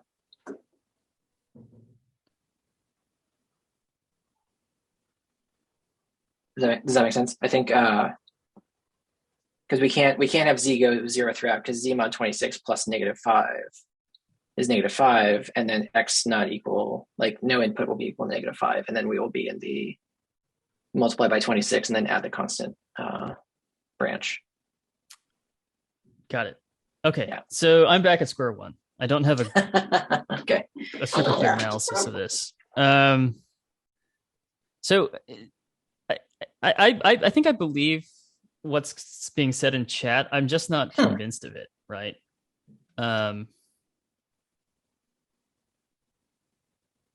Other sequences that are same length is interesting. Yeah.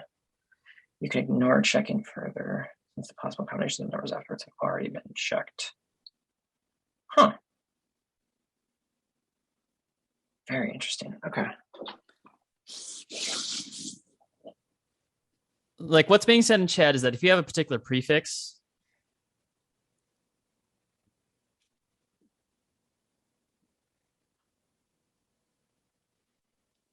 what's being said, like, if you have a particular prefix, right, then you can't affect the outcome with the suffix values. It's always going to be non-zero, right? I think that makes sense, because you only get so many chances to divide by 0 going forward, or divide by 26 going forward from that to. But is everybody's input going to be the same, right? Like, I bet if there's any variation between people's puzzles, it's going to be these values, right? There are other sequences. Let's stay on.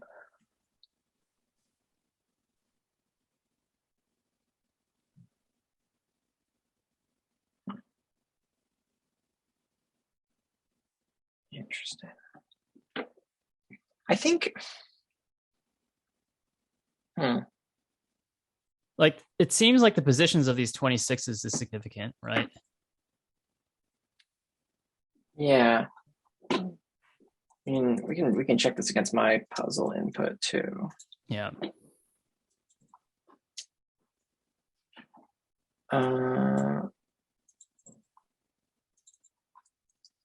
Div z26. There are 7 of them. And they do seem to come in a slightly different sequence.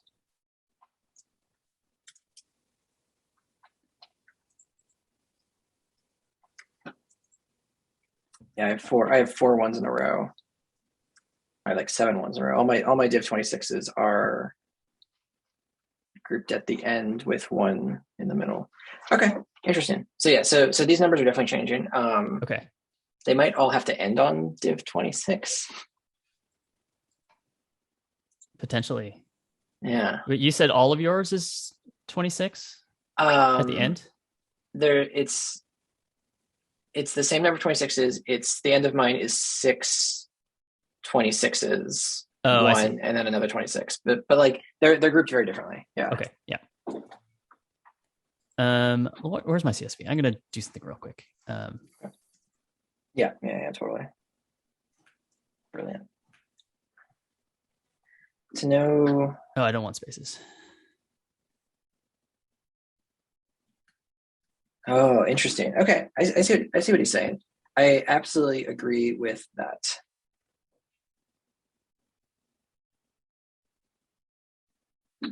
Huh.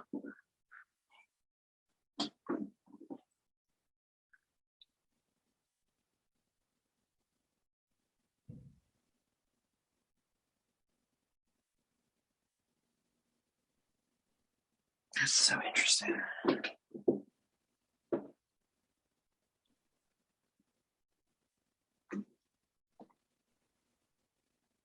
I mean, is it that we have to brute force this? Is that the problem? It's possible. It's just, I mean, at least it's not like based on the way that we're talking about it right now, it's not like trivially easy to infer what the behavior is. Yep, I agree. Oh, that's so much nicer to look at. Thank you. Okay, he says you don't have to brute force it. Okay.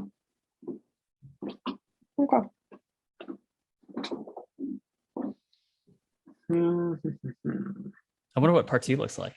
This is part 1. Yeah. I might get up in 25 minutes to make hummus. That is my contribution to the Christmas Eve dinner tonight. Delicious. We're not religious particularly, or no, maybe my brother-in-law's family is, but we do settle. I'm not Christian, but like I don't know. It's still it's a shared holiday that everyone in this country basically does. You get together with your family, you have a winter break, you play video games, you watch movies. It's great. I mean, my normal Christmas tradition is go out for Chinese food and go to the movies because it's a great day to do that. And I can't do either of those this year. I want it back. And I also don't begrudge people who hate the holidays because I think for a lot of people it's kind of traumatic. Right? Not everybody gets along with their family. I was gonna say to be forced to do a family day is definitely a punishment for a large percentage of people. Yeah. Ah, man, what the fuck is up with this problem? Yeah. I think like we could try to do the brute force angle. I'm not sure if I've quite internalized what Nathaniel Bump was saying. So I don't. So here's my thought: is that I don't think it's brute force, but I do think we have a number of like for leg 1 of the program, like the first set of instructions with inputs in column A here. Yeah. I think we should be able to find a number that is 0. But that's only running the first digit, and whether or not that's 0 or not has no influence, or it only has like partial influence on the ultimate outcome of the register Z, right? It's true. But I guess that lets us shrink the problem. And I think we get to like we do have to have a certain number of accumulations in Z to deal with the negative numbers. So perhaps what we're doing is keeping track of how many times we've failed to add 0 to Z. Like, do we need 2 failures before we get to the 2 26s to handle that case of dividing Z by 26 and adding a negative number to it? Right. To be able to get that input to be 0, which should reduce it. Right. I mean, I think one of the things we can do is what you were saying, where we try to get confidence in our decompilation, right? Get that in there, and then what we're talking about is a sequence of 16 programs, right? Or we have actually just one program with these inputs and our W coming in and our from W, outside. yeah, and the W lines up with these, right? There's like one W digit for each one of these. Correct. And that may allow us to infer things about each digit, right? Like is this basically setting up an algebra problem for every W digit? Is the question. Yeah, I think so. With the added twist of the accumulator. Yeah, because they relate to each other. That's the tricky thing, right? There's like a 15th algebra solution, which is like all of these added up need to equal 0, right?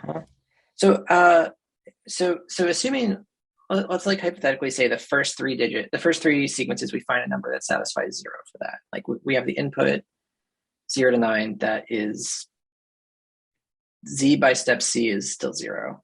Okay. On step D, there are multiple ways to use the 3 unique numbers per chunk to find the answer. Understanding how that works is hard. I agree. On step D, what is the? This is essentially cryptography, right? That we're doing here. Like this I was gonna say, I feel like we're like a hash function or something, right?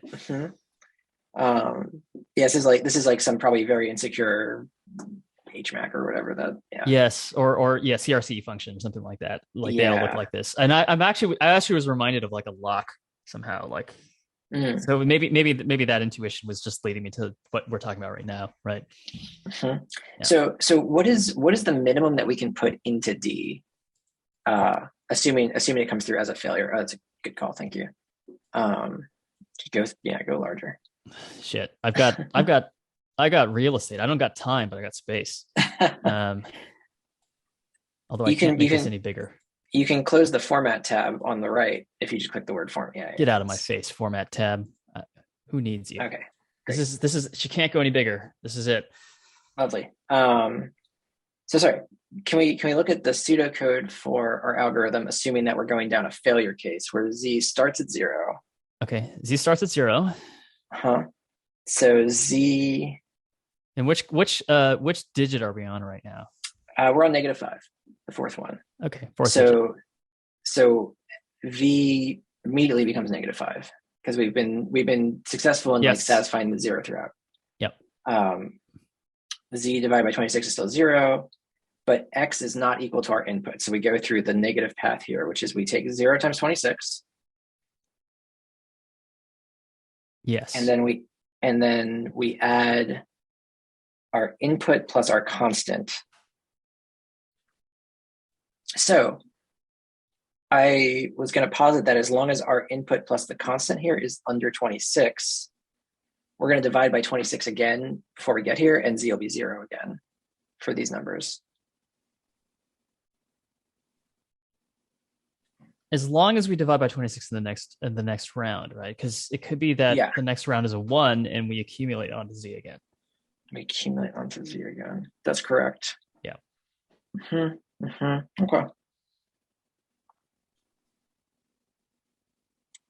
Okay. And our X starts there. Yeah, this is hard. I want to take the next 15 minutes and try to get in my head what chat is saying, which is that somehow to know that a particular prefix doesn't lead to an answer, you check like the whole range of numbers that use that prefix, right?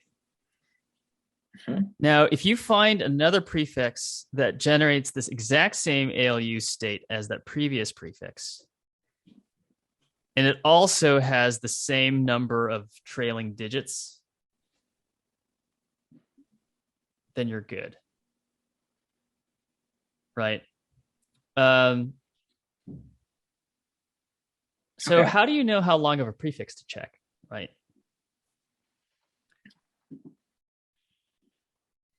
Because to even attempt the example here, right? The example is A very large number. Huh?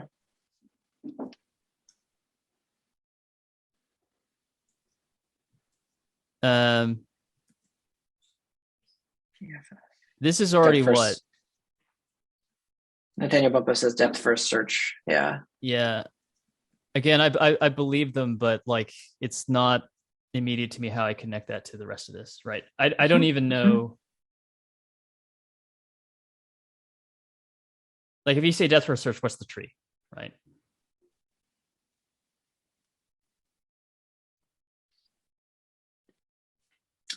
Huh. I guess it's saying that you've gone down the 999. Like if the first, yeah, the graph is basically like if all the 9 succeed and you get to 8 and it fails, everything after the 8 is a failure as well, I think is what he's saying. So you back up until you find a success and then start going down again. okay, so what is the very, very start of this? Let's back it all the way up. Like what do you start with? Are you trying to accumulate a prefix that fails? Because in order to establish that a prefix fails, you need to try every single number with that prefix, right? And so how do you even pick that prefix to begin with, right? That's right. And he's saying that there's actually, he's reusing like you're checking that the ALU state is the same. So I guess it's that if you ever, okay. So if you ever get to a certain number, like basically it's like if Z is 15 by digit 8, your tree is gone. Like everything after that is a failure too, I think is what's going on. Yeah. So essentially we have a lookup table for all values of Z. Or actually it's the tuple of Z in which digit you're on. And the digit. Yeah. And you can Z you can is at least the only you thing can left. Z is the only thing that's left over from each successive digit, right? Yeah, so you can infer whether or not you're in a good or bad state there. But to his point, it involved checking 1,000 numbers after that to verify that it was a failure. Right. So my question is like, how do you actually accumulate that? Because like, what do you start with like the very first to basically have a prefix, you have to like start with the first number, right? That's the most significant digit. So you just, let's say we pick 1, right? So to convince ourselves that 1 doesn't work as a prefix, we'd have to check every other 13-digit number that follows that, right? And then maybe this is the depth first search. Like we would go down and then we'd say, well, because if we can find a successful number, the ALU state at different levels would be really interesting because you could do different. You could like eliminate bad numbers sooner. Yeah, I think again, like I think I believe chat. It's just that like this is a complex enough thought to crunch that like Twitch chat is not the most effective way of getting the idea across. I think I need a visual is basically what I'm saying. Oh, I appreciate the input here because it's helped me think about it in terms of like, I wonder if we can, I wonder if you could like pick a random number for Z halfway through the problem and solve like a chunk of it. Like, can we solve the last 4 digits of our thing? So you're saying, can we do a kind of binary search-ish thing where we jump around? I think I'm going to change my hash map to use Z instead of the full ALU. Yeah. Because doesn't that make, I think it's not just Z though, but it's also the number of digits that are remaining, right? Yeah. Z and the index. That matters as well. Hang on a second.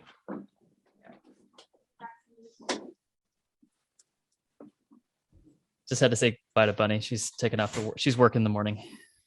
Ooh. Well, Christmas Eve with the whole animal sounds pretty good. Yeah, she has to maintain beasts, which do not know from holidays. Yeah, they really should. Maybe. How's Bandit doing on Christmas? Still needy and. Oh yeah. Yeah. I got one right here. Yeah. Oh, come here. Are you down to 1 cat? No, I have 2 cats. Okay. Always a minimum of 2 in the quadratic constant. Absolutely. Yeah. Hi. Look, Vesper, you're on camera.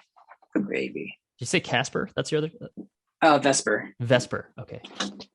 Back. I maybe shouldn't have disrupted the bed. I might have poisoned that. We'll see. Oh, yeah. He's like, TBD. They like, might. nah, I don't want that anymore.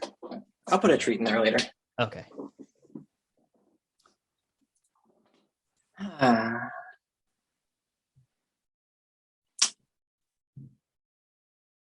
Yeah, I'm not sure. Yeah, Z in the program counter / digits left is enough. Yep. Okay. So it doesn't help. I think what also makes the chat conversation difficult is like I think our lag is significant, right? Oh, right? yeah, it's probably help. Like a minute and a half or something like that. So, so Nathaniel Bumble, I apologize if you're like pulling your hair out at us, like knocking our heads against the wall. He keeps coming back to watch, so okay. Yeah. I mean, I think what I'm craving is to maybe run. I'd like to run this like against 1 through 9 for the first function. I'm curious what we get out of it, and sort of like how many numbers satisfy 0 for the first one, because I think that actually like if we can get the first 2 digits as 0, like that's a start. Okay. Sure. How do we want to do that? What's a good way of running the simulation? Like, do we trust our decompilation here? Should we just like run through it one more time and just like convince ourselves that it's true? Because honestly, I'd be really curious to take each of the 16 functions, run them 9 times, and see what our potential values are, assuming the previous one was 0. Though, of course, the negative ones fuck it up real bad. So. Oh, wait a minute, Dom. Yeah. We can run each of these programs individually. Like we may get common values for Z at the end, right? Yeah. So we're basically going to get 9 outputs for each digit. Some of them might be the same, which allows us to group those together. Yep. And treat them the same. So it makes the problem less combinatorial when you're trying to see what their mutual influence on each other is going to be, right? Rather than it being like 9 unique possibilities per digit, you may only have 6 or 7, or maybe even just 1 per digit, right? Well, yeah. Well, and if we can satisfy the first 2 with values that are just zeros, yep. They don't matter anymore, and it's a 12-digit problem. Yeah. So I think I'd like to run this on. Yeah, I'd like to run the tiny program against our 4 input values. And the tiny, so the tiny program really is just a function of 4 input values.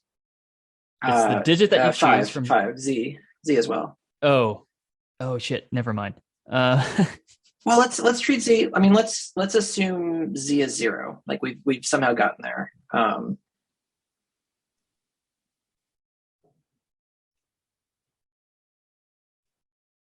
I don't know. Can we just let's run it for the first input. I want to see like what 1 through 9 give us from the first one. I'm curious if there's a pattern or if there's like 3 zeros that we can get out of that.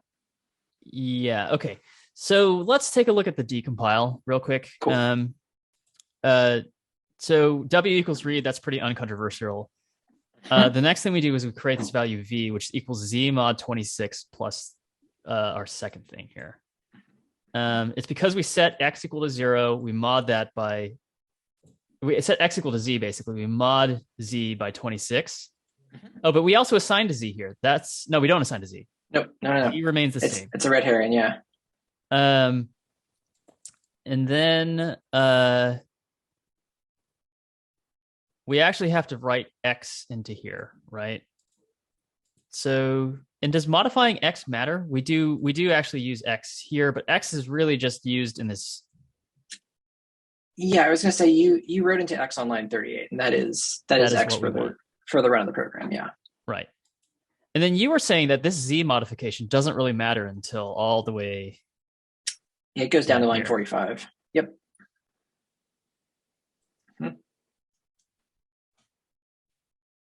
Okay, so this is V not equal to the input value, right? Yep. And we never use the input value again, do we? Oh, we do. We do. Yeah. Here. And it's Um, interesting too. If we start up with z as 0, it's just is b the input value to satisfy it. is b the input value? Well, so it doesn't matter what the rest of these constants are? Um, no. Okay, if c is 0, we're coming in. Yeah. Yeah. Um, v is some value that we get, right? Mhm. If v does not equal the input value, Mhm. So then it's 1, right? yep. Z is 0, so this line doesn't matter anymore, right? Mhm. So all that matters here is whether x is false, right? Yeah. And x is false when v is equal to the input. And so this is the input, right? Like, Oh, but so the that means input that can't ever equal these numbers, right? These are all numbers that you can't actually type in. so does that mean it's unsatisfiable for the first 3 lines here? Ugh. So it has to accumulate. Always accumulates. So the ALU state becomes really important because there is a counter going through that we are trying to decrement back to 0. I think UberX, it's hey, how was day 23 after you got back from your break? It took me 90 more minutes. But I finished it. UberX had recommended that we just do depth first search. And that was a really good hint because basically I think day 23 has a lot of red herrings in it, and I just suck, so I think that's like a pretty lethal combination. But it like day 23 has all the hallmarks of like a Dijkstra's pathfinding algorithm because it has costs and that kind of thing. But they also they very carefully tune the rules in such a way that if you infer a couple more rules from that, like you get a kind of like very fast convergence in a way that like Dijkstra doesn't converge. Like there are like basically sinks or like gravity wells that make it so that the search space is actually way smaller than a typical Dijkstra problem. Interesting. And so Dijkstra ends up being a red herring because like they talk about, like energy costs and you're like, oh, this is like a weighted graph problem, right? And so you think I should just run it in Dijkstra. But as we saw with Dijkstra, like it's going to deprioritize sensible moves, right? Because the cost was so different between the different types of entities. Mhm. And the thing is, Dijkstra is never going to be. I don't think it's ever slower than depth first search, right? Unless like the graph is so trivial that like the cost to like maintain your priority queue dominates. But basically, the hint that depth first search works was like, okay, I am expanding the state of the problem way too many times during the iteration. So like all the stuff that like chat had recommended that I do before that I just ignored, I was like, well, let's let one of these guys in one iteration just like enter the room that they're supposed to go into, but not go all the way to the end of the hall or all the way to the end of the room.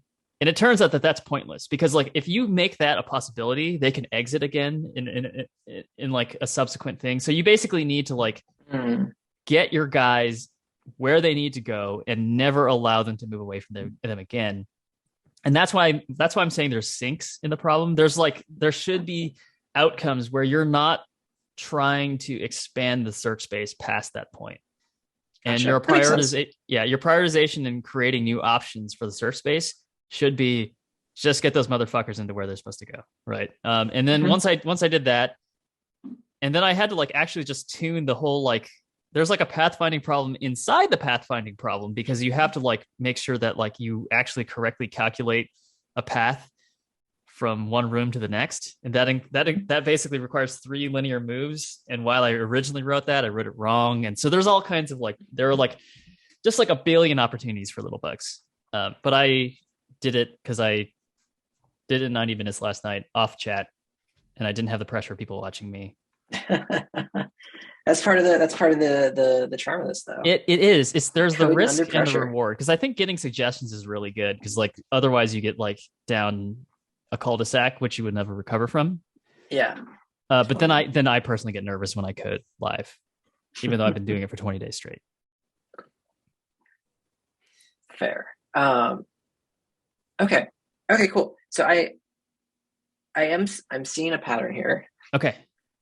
All of our positive inputs are greater than 9. So you can't satisfy Z as 0.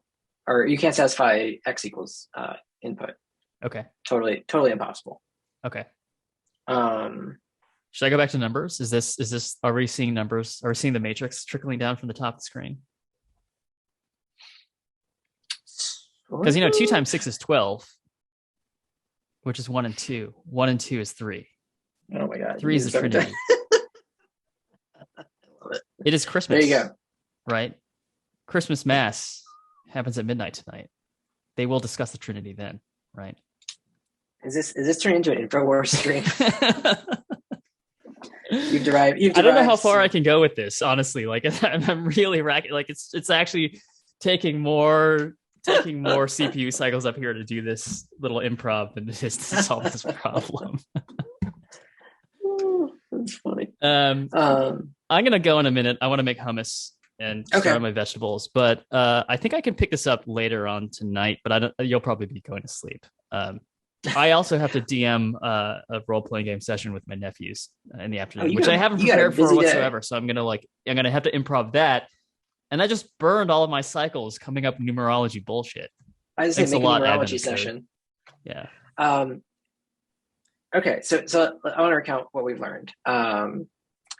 Positive. This is like the end of a G.I. Joe episode, right? Don't stick a fork in a light socket. Yeah, don't crawl into a refrigerator in a junkyard because it might be one of those old 1960s refrigerators with the locking latch. Unless there's a nuclear bomb about to go off, in which case, do what Indiana Jones did. That movie's not canon to me. It's very bad. Do you like how I even have a canonical Indiana Jones in my head? It's not that one. And it's certainly not the 5th one that's coming out soon. Is the 5th one? Is it still going to have a buff? I don't know, but it still has Harrison Ford, so who knows if Shia LaBeouf is still alive. How do you feel about the River Phoenix Young Indiana Jones TV series? I enjoyed that. I mean, when I watched it as a teenager, it was fun, right? Yeah, I remember watching as a kid and liking it. So positively. Did you watch The Adventures of Briscoe County Jr., which came out? I did. Didn't that star what's his face? Bruce Campbell? Bruce Campbell from Army of Darkness. Yeah, yes. That was good. That was fun. It was good. I enjoyed that period of sort of procedural fantasy TV shows. Yes, that show was ahead of its time, actually. I think because the producer of that show or one of the writers went on to make Lost, and it's very Losty. It's kind of like there's like mystery involved, and it's funny. And anyways, yeah. Okay, so what we learned? Yes. If Z does not accumulate, you can't satisfy line 32 there. Or sorry, like that will never satisfy line 36 because our input can never be equal to, If Z can never be equal to one of these things, right? Yeah, exactly. So does that mean that we have to basically pick digits where these things kind of add up and then divide out and perfectly land on 0 by the very end? I think that might be true, yeah. But that's counter to what? No, it's not counter to what Bumpo is saying because yeah. Ding ding ding. Ding, ding, yeah. ding. I don't even know what I just said. I just said a bunch of words. So like if there's like an alarm bell and a light bulb going off, it's not my alarm bell and not my light bulb. What Bumpo is saying is that if you have a certain number at function 9, like you get to state 9, you do that function and you exhaust all possibilities after that. If you see that number at state 9 again, you know it's a failure. Yeah. It's like there's unsatisfiable intermediate states that eliminate future possibilities. Yeah. Okay. So I guess the question is, how do you know what those values are? I think to their point, you pick something. Those values are bounded though, right? They are bounded because like Z eventually gets divided out. Yep. So the most it could possibly be is whatever you can accumulate after 3 successive digits, right? Because otherwise, Z is going to be less than 25. There's like some upper bound for what Z is going to be going into the next round, right? Mhm. Well, and it's interesting because it might be more important to satisfy the negative conditions, because when you're dividing by 26, you want to make sure you don't multiply by 26 again on line 45. So as long as you're... Oh, I see. Yeah. Yeah, so in fact, the negative inputs are more important to satisfy. You should ignore everything with the brute force if you're decompiling. Okay. Well, I would still like to run this function. I think we have. Okay. Well, maybe we can pick this up and do like an extravaganza tomorrow when I'll have plenty of time. Okay. Because I'm a godless heathen. And we can do this part 2 and day 25, all in a giant orgy of... Let's see what we get. Programming. Yeah, ping me later if you end up having time. I have a family dinner, but my day is pretty free otherwise. So okay, yeah, I've got a dinner at 4 p.m. I got a DM before that, and also make roast vegetables on top, which upon which will under which the hummus will go. That's my recipe. It's a Jeff original. Hummus on roast. Okay, yeah. Hummus below. You know how you go to like fine dining and there's like some kind of like bean paste upon that is the platform for some other main. My main as a vegetarian is a roast vegetable. Nice. I was at Whole Foods this morning. I went shopping at like 7 a.m. because I didn't want to hit crowds. And in the freezer at Whole Foods, there was an entire vegetarian turkey shaped like a turkey. I've heard of these. Is it good? I don't know. Is it just tofurkey? Because tofurkey's bad, right? I think right. Like tofurkey is supremely mediocre. It blazed a trail. We'll give it like historical significance. Yeah, I mean, tofurkey is shaped like a football, and this was like elliptic. Oh, you haven't had tofurkey is unremarkable. I became a vegetarian in 2016, so like I feel like this was like ancient technology by the time I became a vegetarian. So that's fair. This is kind of weird. I'm not gonna lie. It's got stuffing. It's a strange. Yeah, it's stuffed. It's a stuffed loaf of seitan. I don't think it's made out of tofu. I think it's seitan. Okay. So I who knows? Weirdly have not yet met a seitan that I've been super in love with.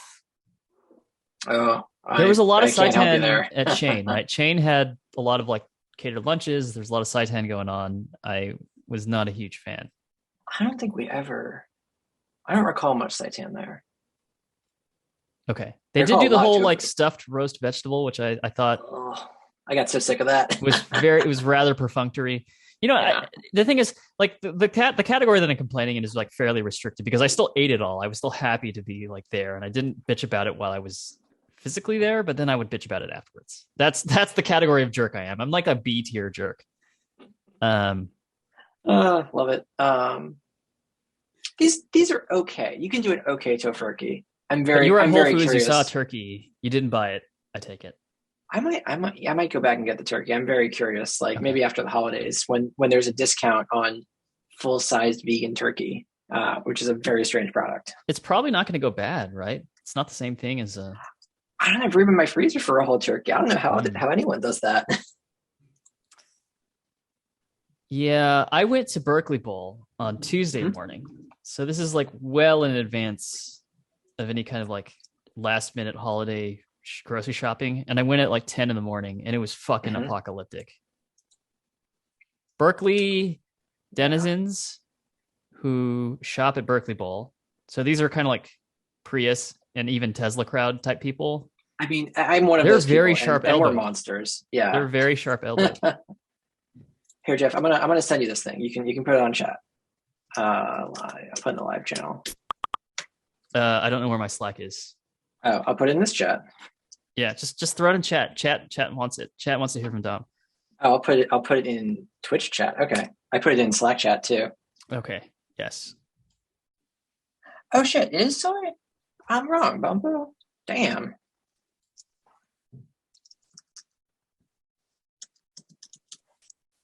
It's all TVP, baby. TVP for the win. Okay, this is shocking. I know. This is what it looks like? I mean, I saw that box and I was like, the fuck?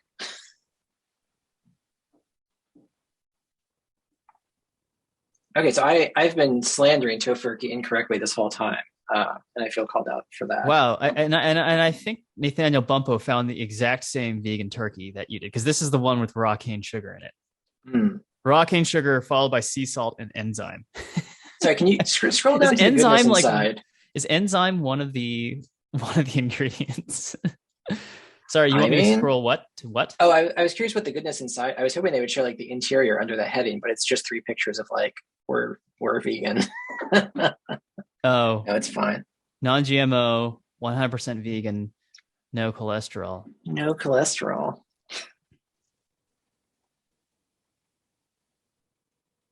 Are you a Impossible Burger customer? Yeah, impossible. Okay. Yeah, I'm a big fan actually. It's yeah. Impossible and Beyond are fighting, which is good. I'm. It's sort of the Godzilla versus Mothra thing. Let them fight situation. yes, Impossible is like the Oh, quiet vegetarian revolution. Yes. Bumpa found a review. Okay, Uh-oh. I'm gonna watch this Uh on the So You're Dating a Vegan channel. That's very funny. should I put this on and share my audio? Sure. Are we watching turkey reviews for Advent of Code now? Let's do it. Our We're, viewers are we're just at that point in our yeah. Random calls and offers. No, I've got ads. no commercials. That's the wrong Built-in window. spam blocker. Now I can't It's an focus ad on in for peace. Google. Hello, Google So- Fi, a phone plan that can. Oh, fuck them. See, like, without looking at that, it's like, ooh, happy turkey right here. Looks like you got the nice brown skin. It's 3 and minutes. everybody else has their veggies on the table, ready for eating. And then, look, all natural, vegan. Okay. Just Guessing that's the gravy. And that's the stuffing. You have to stuff it That yourself. is so Oh, no. creepy.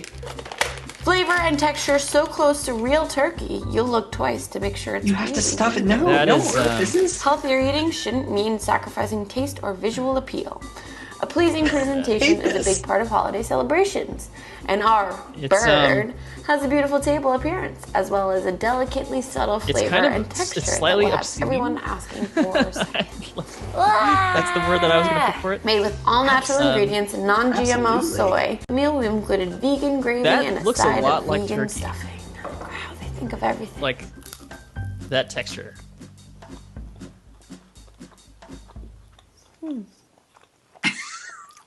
It's pretty interesting. Interesting is never a good word, I think. you want to I describe really like how the food. skin is really crispy and kind of like.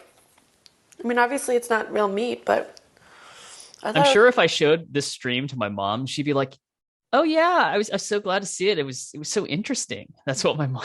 That's probably what my mom would say. it's gonna be Our stream in way more particular, yeah. horrific, Yeah. but it's not. It's pretty tasty.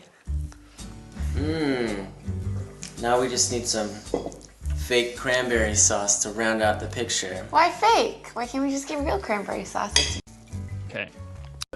That. true, but you can't really They ate eat a it. lot. They didn't die.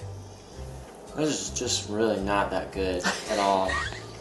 What's really important here is the celebration of the birth of Christ on Thanksgiving. He's right. Well, I'm He's thankful right. you're back home safe. Classic Thanksgiving. Okay, so Yeah, because 2 times 6 is 12, and damn it, Jeff. 1 plus. Okay. I'm glad I didn't buy one of these. Is what I've just learned. Yeah. I'm not super surprised that I'm glad I didn't buy it though. You know, it can't be that bad. Do we know that guy and whether he's a vegetarian? Because He sounded cranky. What do you think about like vegetarian Chinese food?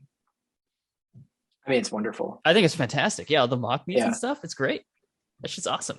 Well, it's interesting. I saw Breaks this my was veins. I saw this was a product of Taiwan, which is like the like sort of East Asian make fake meats for like religious reasons Yeah. industry is fucking wonderful. I love it so much It's like I've had science brought to bear on an important problem, right? yeah, like I actually like the fake little shrimp they make because they kind of have like a little crunchy texture. Yes. I don't quite understand what they're doing, but I've never eaten real meat, so I don't know about any of it. And to me, I'm just like, oh, someone made me an interesting food. Oh, great. I think the ultimate killer app of that will be bacon. Like if someone can make a crispy, smoky tasting bacon. I think you're right. Yeah. I've very much enjoyed. Is it the Beyond sausage that you get, and like as you're cooking it, it like renders its own fat, and I'm just like, this is new. Real got a vegetarian notification. Chinese food is great, not the fake pseudo Chinese American. I'll put unfried tofu in that. I will agree to disagree there. But I also agree that real vegetarian Chinese food is better. Here's the place to go. Veg Paradise, San Gabriel. It's right next to the 99 Ranch Market in this giant strip mall place. No, wait, is this website in fucking Chinese? shit. Because that's like a great sign for the Chinese Yeah, restaurant. it says I'm going to. natural, healthy, delicious, innovative, and I can't remember what this character says. But yeah, the food here is just killer. Because I'm envious because I've never experienced like what traditional Chinese food is because no one here fucking makes I it. have to drive 6 hours to get here, but it's only noon right now. I can just run down, get some takeout. Yeah, and it's conveniently right off the 10 freeway.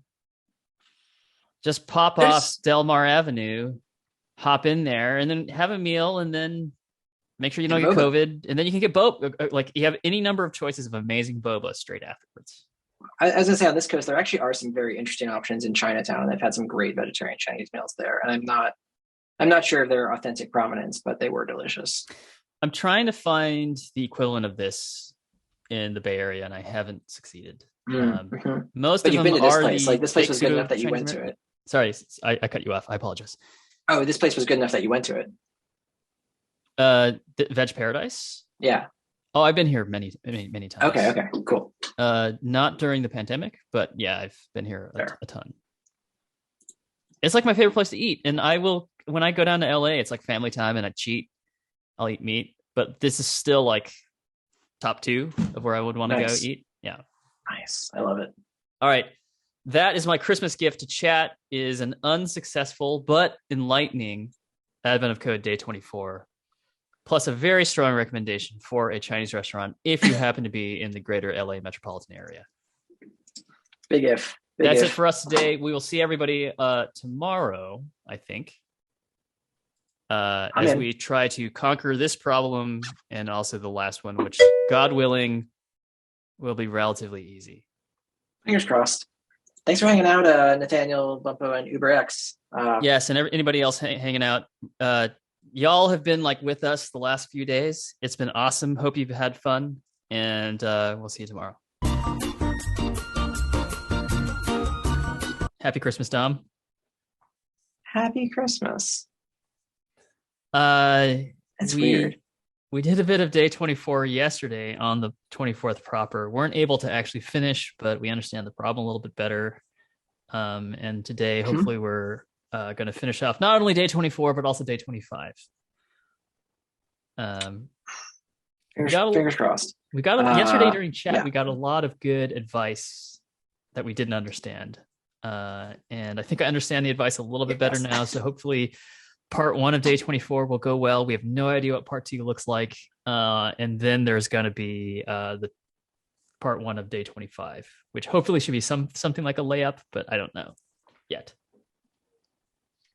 Let us hope. I glanced at it, and the only thing I saw was that it is quite a long explanation. Okay. But yeah, they do that for everything, so who knows? Yeah.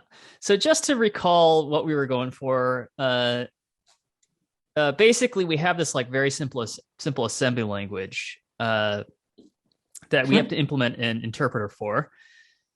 And basically what we do is this program reads in 14 digits. It is the 14 digits of a number, a base 10 number. And we want to find the highest 14-digit base 10 number where if you plug it into this program, at the end of the program, the register value Z is equal to 0. We want to find the highest possible number, right? Yep. So we broke this down and we realized that the program is actually 14 separate little subprograms, each of which reads in one of those digits. The first one is the most significant digit, and the last one is the least significant digit. And then it also, each program consumes the value of the Z register from the previous program, right? So essentially the input to each digit's program is whatever digit we're guessing for that particular program. plus the output from the previous digit, right? We sort of broke it down. /life, good evening. It's good to see you in chat. Cool cat emoji thing. That is a cat, right? I have a tiny. I'm using a different it's like chat client. It's a little cat with a Indiana Jones head on and potentially fangs. A little saber-tooth tiger with Indiana Jones head. Oh yeah. Yeah. Give us all your emojis. We'll give you our artistic criticism of them. Saber tiger. When we are fancy channel, we can have our own emojis. Oh really? Is that the way that it goes? Mm-hmm. We can't do it now. You can get your channel specific ones. I don't think we're good enough now. Oh, we're too poor.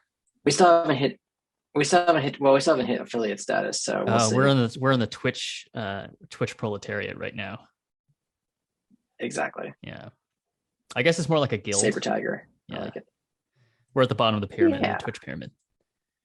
We are at the bottom of the pyramid scheme right now. Yeah. So this program. So yes, this program again divides into 14 subprograms that run in succession with each other. Each one reads in each successive digit and also consumes the value of the Z register from the previous program that ran. Right. So we did a bunch of effort trying to decompile the program and interpret it, and we got down to basically that the program is essentially identical for every digit, except that there are some constants that vary, and we did a fair amount of staring and trying to like read the tea leaves here and say like what exactly is this behavior. But our good friend in chat with Nathaniel Bumpo is basically saying, hey, you can just brute force this, do a depth first search with some kind of caching on top of that. And as we were talking about it, like my mind wasn't sort of geared up for that, and I didn't quite know what they were referring to. But as it's been the pattern for literally the last like 4 or 5 Advent of Code problems, I like grind on it for a couple of hours, and then I go and do something else, and then I'm like, oh, I know what they were talking about. I let that subconscious just soak it up. Yeah. I think I'm way more tortoise than hare when it comes to these things. But you want to feel discouraged about this. There are people on YouTube who have filmed their like worldwide first place solutions, and they finish these problems in like 10 minutes, like part 1 and part 2. Yeah, I am aware of those people in the abstract, and they scare me. Yeah, there's no such thing as a 10x programmer, but there is such thing as a 10x programmer in Advent of Code. Yeah, I think that is correct. Right. Cool. Okay. So let us talk about. So does that mean that you understand the solution? Yeah. I get the solution for at least part 1. Or at least what I think is the solution. So we got a suggestion to do some kind of depth first search, right? Which is essentially a recursive problem.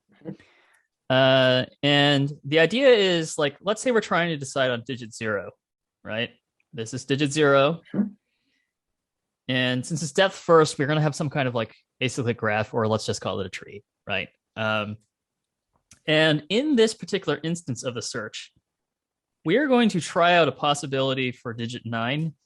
When I say digit 0, this is the most significant digit. So it's probably the opposite sense of what you would think of it, but it's just like it's the very top of our recursion, right? Or the very top of our tree. So this is actually the 14th digit, like in conventional speak, but we're going to call it the 0th digit. So we're going to try a possibility out for 9, and then for 8, and then for 7, and then for 6, and so on and so forth, right? And what we're going to do for digit 9 is we're going to say, we're going to do our run our ALU evaluation program on the first or the 0th digit program, right? Because as we said before, each digit gets its own program, right? Like we decided that basically every 18 lines or so is just a different program for each digit. We're going to run the 0th. Yeah, or like the same function but parameterized for that digit. But yeah. Right, exactly. 0th digit program using a previous Z value And then when you're starting out, that Z value is 0, right? Because the ALU starts at, or like all the registers at the ALU start at 0. So this is the first digit that we're running it for. It starts at 0. And then we're passing in an input guess,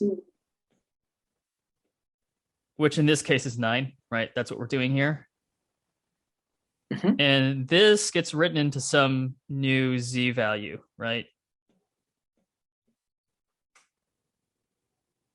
So what we're going to do from here is we're going to say that for this particular universe, we're going to do another tree down here, which is the first digit of 9, 8, 7, 6, ... And when I say first digit, this is actually the second one from the left, right? So this is the universe where the number that we're guessing is the number 9. And this is the universe where the first two numbers are 9. This 8 here is the universe where the first number is 9, and then the second number is 8, right? And okay, cool. The recursive evaluation is basically saying, what we're doing here is we're saying, give me the highest or maximum, let's say, max suffix where Z ends up as 0, right?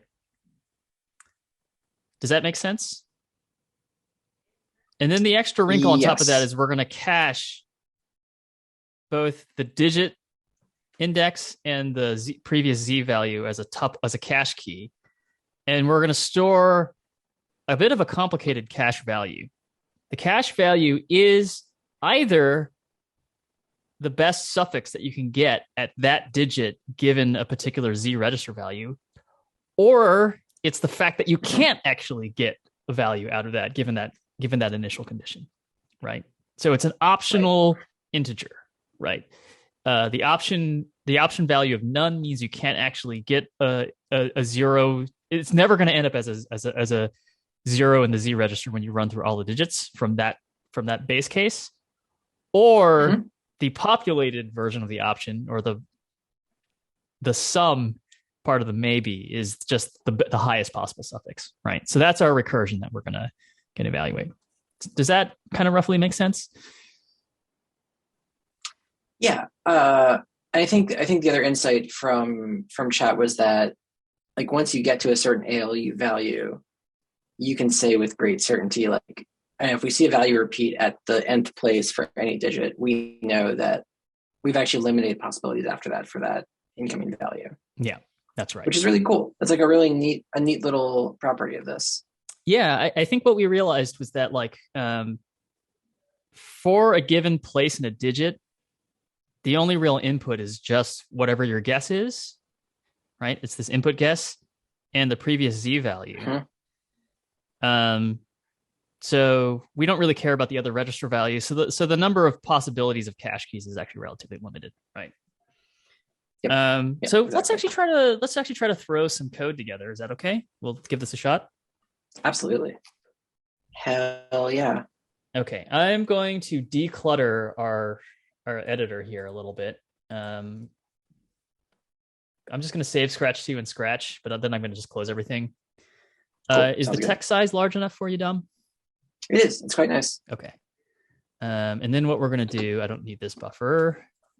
We are just going to open day 24A. So as I was thinking about it, all of the rest of this is fine. I think what I would like to do is when I read in this program, I actually want to chunk this up into 14 separate subprograms, one for each digit. I think that's right, because we want to be able to repeat them individually. Yep, that's right. Yeah.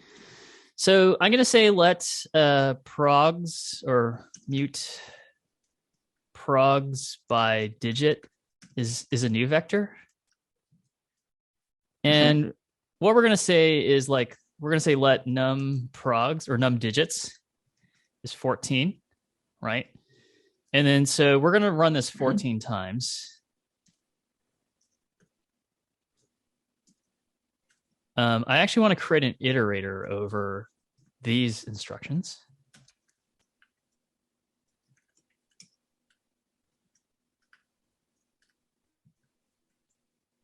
And we're just going to we know that each subprogram is the same size, right? So I'm going to say for this in actually program.length, that's the total number of instructions in the entire combined program, divided by the number of digits, is going to give us the number of lines per number of instructions per subprogram, right?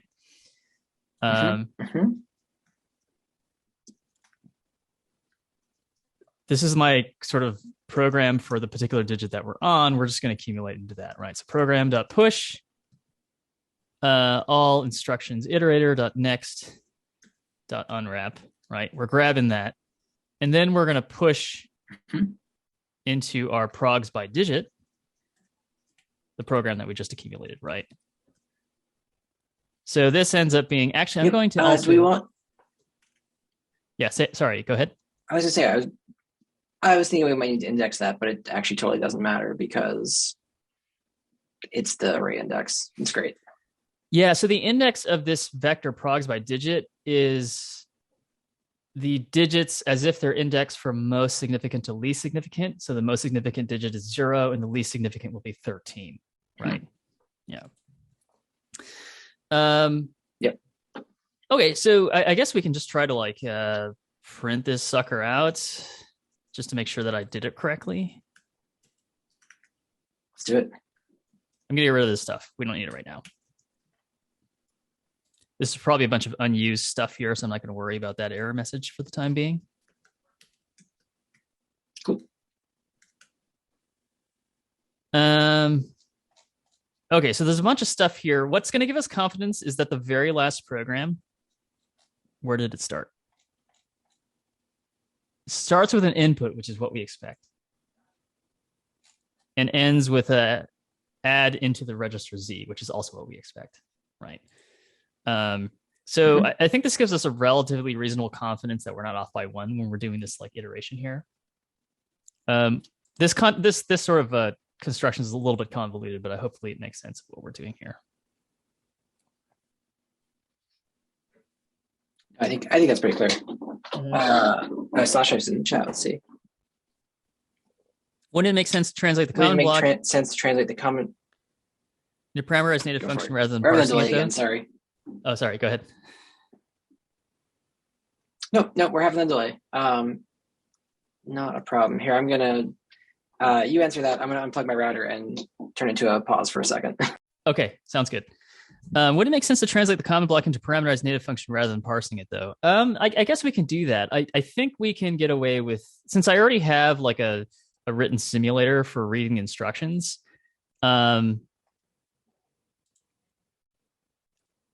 It'll save me the effort of having to worry about the decompilation. Now, yesterday we spent a lot of time trying to like decompile the assembly into a function, and you're right to say that it is parameterized by essentially 3 variables that we talked before. So each program is identical except for 3 constants, which we could parameterize. But you know what? I think for now, I'm just going to like have a bunch of separate programs. This is not going to be performant, but it's also a little bit less error prone, I would say. Because I don't necessarily trust our ability to accurately decompile, although we can always just, write a decompiled version and test it against the actual simulated version of the ALU. But for now, let's see if this will get us where we want to go. Okay. So the other thing that I maybe would want to do is just change the ALU construction a little bit. What I'd like to do for a new ALU is just type in input the Z value, which is an I64. I'm going to get rid of all this stuff. This is just the Z register. And what I actually want to do when I evaluate is actually run, maybe I'll actually add a new function called eval program.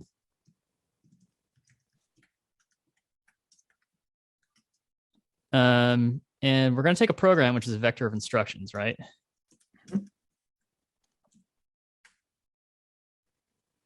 And then we are going to also have some input, which is a vector of input values.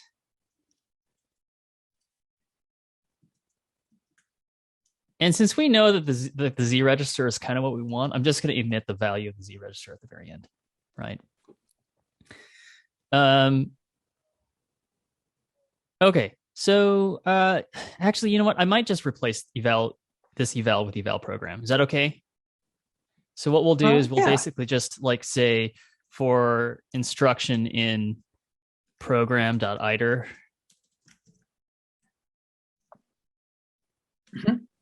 something like that. Seems good to me. And then at the very end, we'll just return self.z. Then maybe I'll just do this. This is, remember, like it automatically dereferences this variable from being a reference to just a regular thing. I actually think I would have preferred for this to look like that, but that's the syntax that they chose. So the only thing that needs to change now is that I want to read the input from what's getting passed in here. So what we're going to have here is a cursor, which starts at 0. And then we're going to read out of the input at the cursor value, and then we're going to increment the cursor here, right? So the eval has changed a little bit from evaluating a single instruction to now evaluating a whole program. In fact, I mean, yeah. Don't we want to pass the cursor in as a parameter? Because we're running this as an individual program with one input, right? Correct. This technically doesn't need to be a vector because each program, subprogram that we're talking about is going to be one program for one digit, and you're only ever going to have like input of one value. Gotcha. Okay. I think what this will do is that like we're always going to pass a vector of size 1 in here, and if we try to read out of bounds, it'll just panic. So there's a little bit of like a bowling gutter for us here. Like if we do something wrong or we program it wrong, it'll just panic, and that's a good thing, right? Cool. Okay. What are you complaining about here? Missing fields, cursor, and input. That's because we don't want them. Okay. So I'm going to make another structure. You can call it a solver. And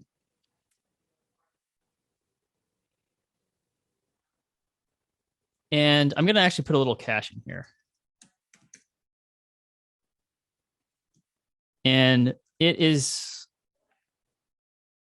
remember the hash keys that we were talking about are going to be the hash of whatever digit we're on plus the incoming Z value. And the result of that is the best possible suffix, the highest possible suffix after this digit that produces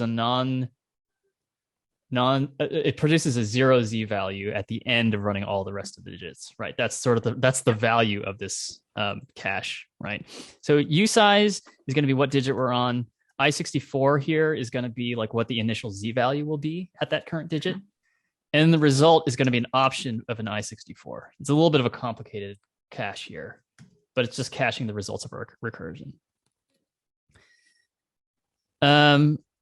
And I think I might need to add another thing to this structure, but I forgot. It's not clear in my head what's going to be right now. But let's go ahead and just like finish writing this. It normally doesn't have to be object oriented like this. I could just like pass the cache as an argument into the recursive function, right? That might be another thing we could do. So we're going to do best suffix. We're going to pass in self. Self is just basically the pointer to this structure here. And then we're going to have the digit index, which is a usize. We're going to have a previous Z value, which is an I64, right? And then we're going to return an option, I64. Does that make sense so far? Suffix. Yes.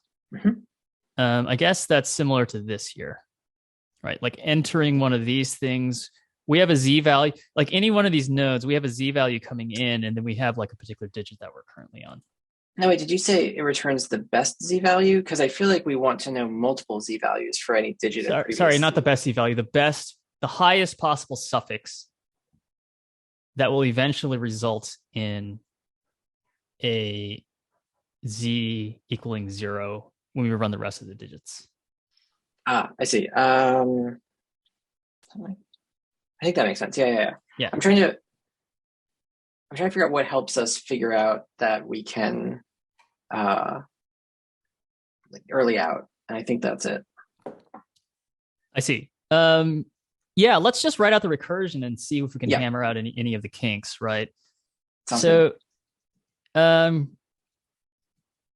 I think maybe what we want to pass in here is just like the progs by digit. I think this is the other thing that might be useful to have. And this is just a vector of instructions. This also tells us how many digits we have, right? In fact, let me write that. F, just so it's clear, num digits. We'll pass in self.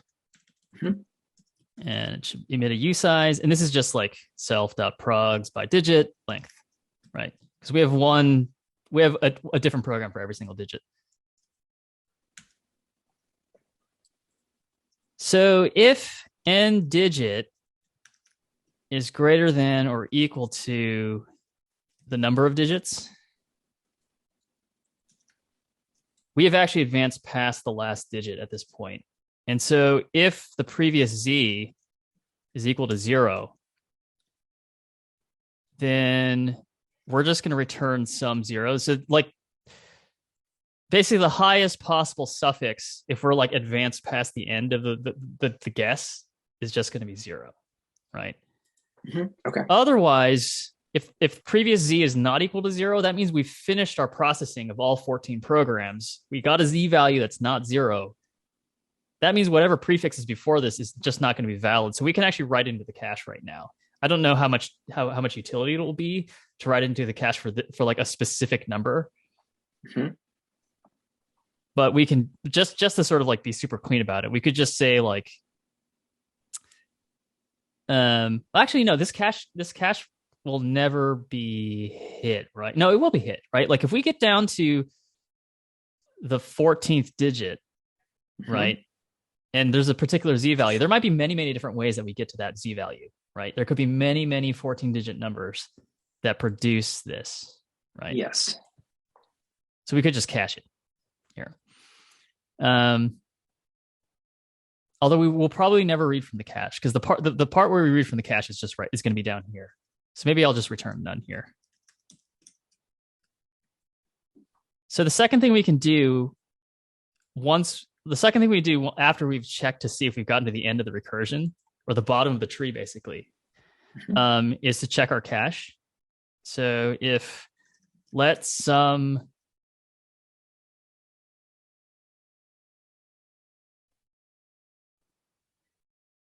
we just want to see if there's anything in the cache at all for this, right? For the previous z. If self.cache.contains key of the n digit and previous z, then we just return self.cache.get this thing and unwrap it.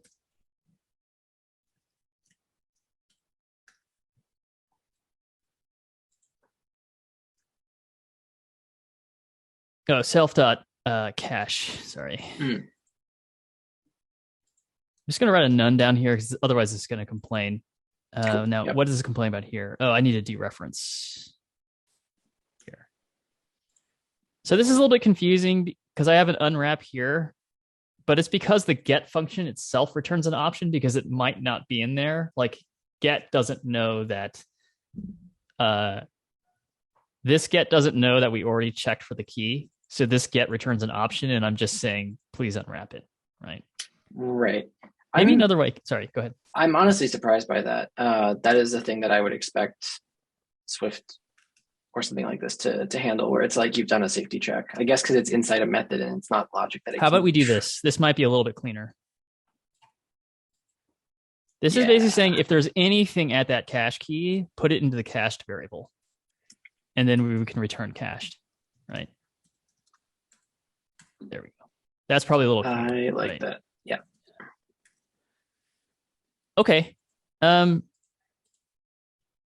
Okay, so if we're not at the bottom of the tree or if there's nothing in the cache, we now actually just have to do our recursion, right? We actually have to try a bunch of different things. So we're going to for loop. So for guess, this is the guess for this current digit, right? And there's only 10 possibilities for this digit. It's a 1 to a 9. Right? We want to get the next z value, right? And that next z value is equal to a new ALU using the previous z value. And we're going to evaluate the program for the current digit using our input guess, right?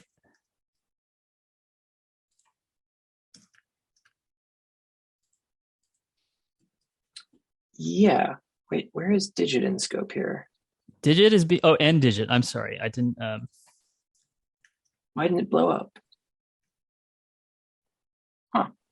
I don't know. I was trying to figure out why digit was not blowing it up. Yeah. It could be that I need to just reload or something like that. Maybe the language services is having a hard time. Oh, and my input guess needs to be a vector because I was being pedantic about it, right? Yeah, it's address. I'm going to reload the editor just in case.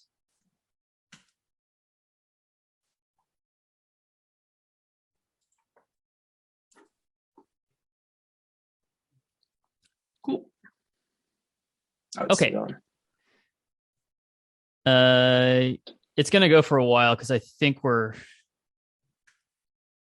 in a directory with like 50 other Rust programs right now. Yep. Cool. Seems good. Okay.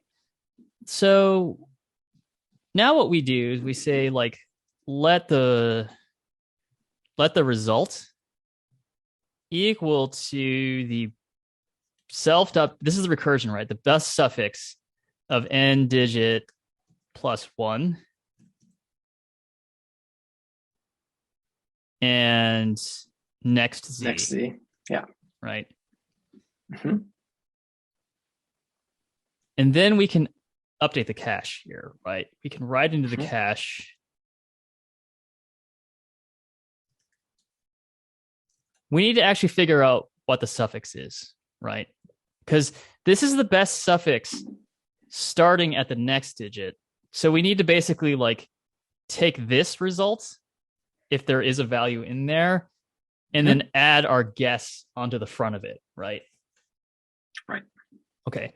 So this is maybe one of the problems with using the 0th digit as the most significant one, because we have to do a little bit. We have to find out what the exponent is to get out there. So like our exponent is going to be something like self.num digits minus n digit minus 1, right? What this means is that like this is the power that we're going to raise 10 to, and then multiply it by our input guess in order to get like the actual suffix. I see. Yeah. Let suffix equals 10 to this power times the guess plus whatever's inside this result, right? So maybe what I'm doing in here is like if let some what do we call the result suffix? This is the suffix of like with one less digit than what we currently have right now. So I'm going to just call it the best suffix.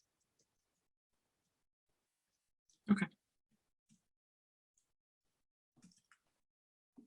I'll call this the next suffix, something like that, or new suffix. And then we write into the cache here, right? We do self.cache dot insert. And the key is going to be the current digit that we're on when we entered this whole function.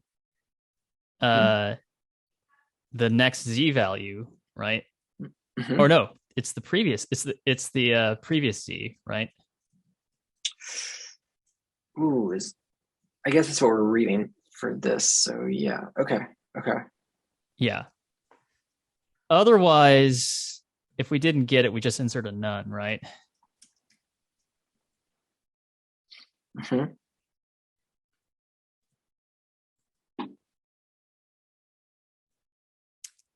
This is having a hard time here because I think can't call pow on a biggest numeric type integer. So somehow it's not able to infer like what we're going for. So I think we can do I64 to specify the type. The exponent needs to be an I32. Can we just make 10? Can we just do 10 as a U32 there? 10. We want the result of this function call to be an I64. Oh, but that's the true. This number gets exponent quite needs large. to be a U32 because that's just the signature of this function. Gotcha. And then our guess is an I64. Or input guess. Sorry, I typed it in wrong. And then our some new suffix. Oh yes, some new suffix. Thank you. We need to wrap it. I think we might be able to kind of like change this into a match statement.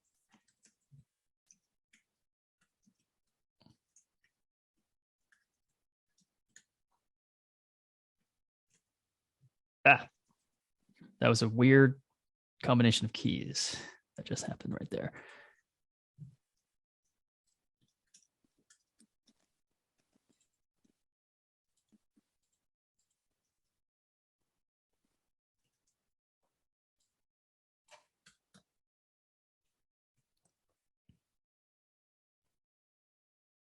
Oh, this just needs to be a expression with no return value. There is one twist that I want to add to this. Okay. Which is I actually want to go in reverse order. I want to go from 9 down to 1. Oh, yeah, because we are looking for the highest. And if we get here, I just want to return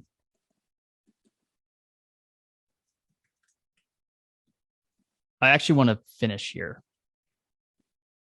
And the reason why I want to do this is that basically what this function is saying is that like regardless of what our input guesses were before, we're going to get some z value for this particular digit.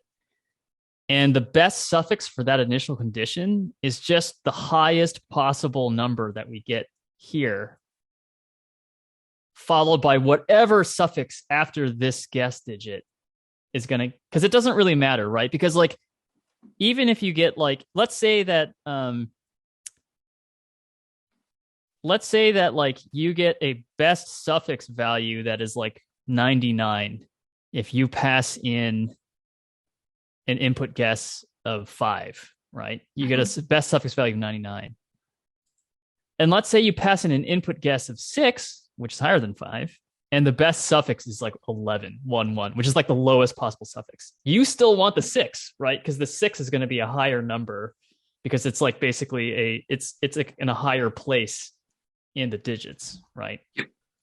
So that's why we can early out here, right? We're going to early out on like essentially the highest number that we get here. So we're going to start at 9 and then count down.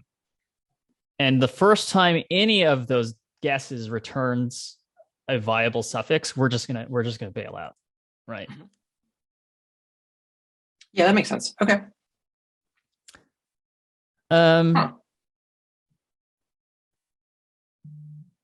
So we get down here if we have tried every single input guess and we never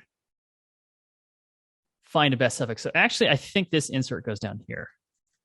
Does that seem right?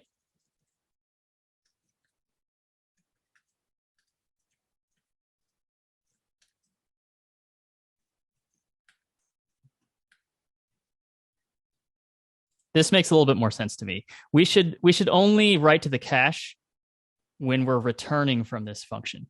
That's what I think. I was like, wait, why am I writing to the cache on every single loop? We only want to write to the cache when we get down here. Yes. Okay.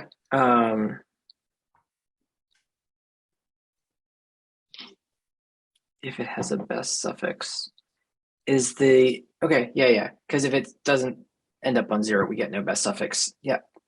Yeah, it was wrong for me to write on every single input guess. Yep. Because we don't actually know what the right answer is yet, right? If we write into the cache down here, if we got a none, we still might not have tried the other input guesses, right? Like if we only try a 9 and we don't get something, we're not yet done with this particular base initial state, right? We need to actually try all of the other possible futures and then write to the cache, right? But the only time that we're sure is when we get to this point, right? I think you asked earlier, like, how are we getting early out opportunities? I think it's this, right? This is basically saying, like, once we have figured out, given this particular initial situation, what the best possible suffix is, we're writing it into the cache, and then we're returning early. So we're not only early outing out of this guess loop, we're also prevent anybody else from trying to enter this function with these two values, right? Because this check here should basically catch it for us. Right. And also this writing here too will also prevent any other function from getting too deep. It'll get to this check and say, oh wait, we've been here before. We're never going to get a good suffix from this situation. Right. Yeah, I think this makes sense. I'm curious to see it. You're curious to see what happens, right? Okay. Yeah. I wish we could break this down into a smaller problem, but with like 14-digit inputs and having to run 14 functions, we can't like try this on a 3-digit thing, which sucks. Yeah. Well, we don't have like a good test case for this, right? Let's see what we get. I'm really curious about the shape of the cache afterwards too, though. I guess it's going to be massive. Okay, so we're going to print solver.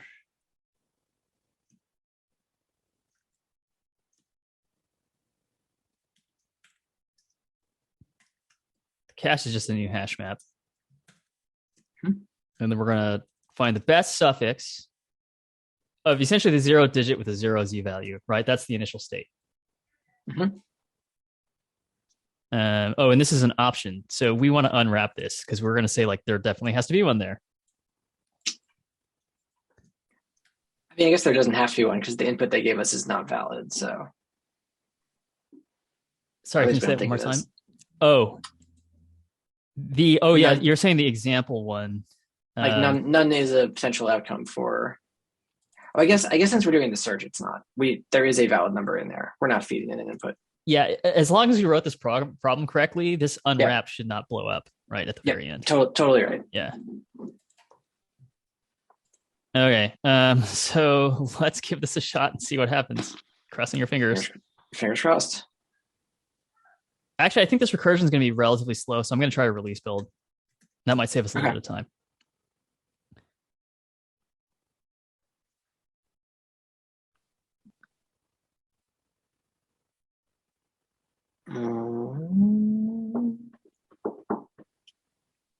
Depth first search, go burr.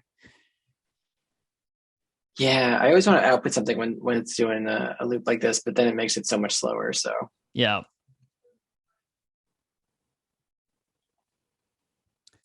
What would make this faster is if we weren't trying to run the whole ALU the entire time, right? Like we could do we got a number, so it actually finished. Wow. I'm gonna punch it in. Let's see. Oh, there you go. Beautiful. Yeah. Okay. I'm really curious. You want to know what the size of the cache is, right? I want to know how many numbers it searched. Yeah. So we can add state for that, right? Do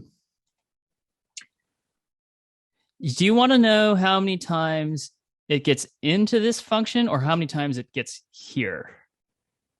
I guess I want to know how many. or how many times it gets here, maybe? Like, how many recursions does it spawn?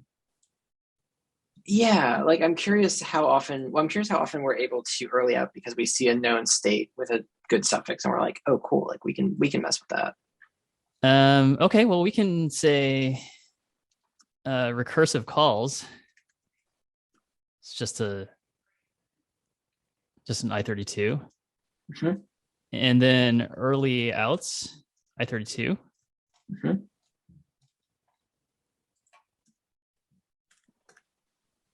Because like we probably didn't just count down that many times. Yeah. And then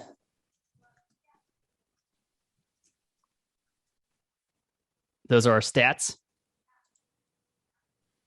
Oh, we actually need to create this. So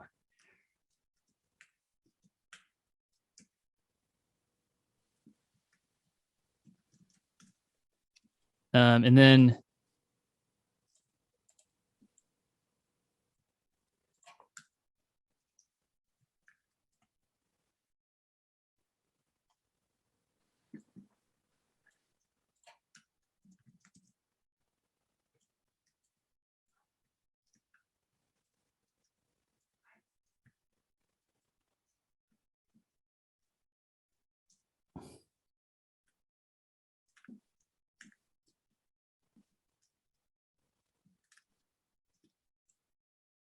this is what you're interested in, right?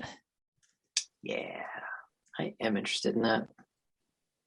And the early outs here are early outs because of cache. I'm not counting Yes. this as an early out because this is actually part of our recursion, right? Mhm. Okay. Let's go ahead and run this bad boy. One more time. Yeah. /life, if you're still around, I'm pretty sure that what you were talking about before to kind of like become a parameterized native function, that would make a huge difference in our performance right now. Because if we think about it, like every single time we're calling like eval here, we're running a whole program and like, having to do all that stuff. So And we're instantiating like quite a few objects. yeah, Like instantiating the vectors not great, right? I think that's that's the instantiation there. Isn't it a fresh eval of all the program instructions too, or is that? Yeah. These no. are, Never mind. Those are cached in there. Okay. Yeah, these are references. So yeah, we're not having to create something new. That's actually I said it's interesting. I did not expect the cache to help this much. That is a lot of early outs. Cool. Yeah, we made this many recursive calls, and I need to actually see these digits in a text file.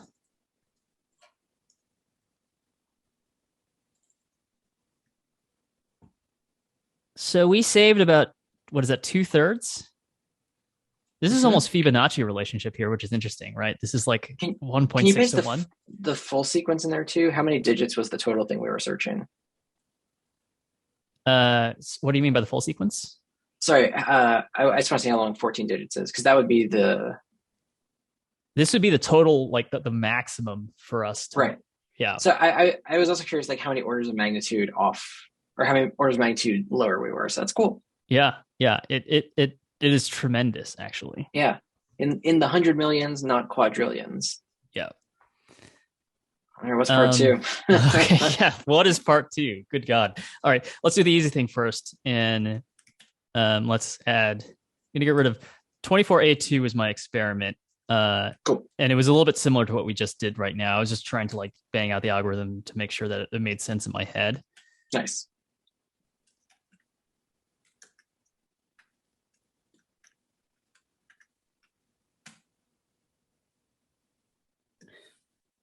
And then let's go ahead and copy this to day 24B. Mm-hmm. We got it done. We're getting close. You feeling it?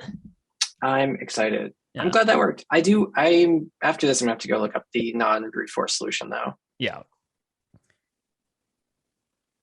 Aizu Koje, Merry Christmas. Merry Christmas to you. Happy holidays to everybody. Merry Christmas.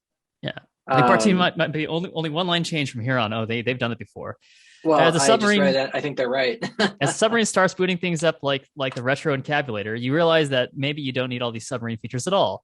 What is the smallest model number accepted by Monad? I think that's pretty easy.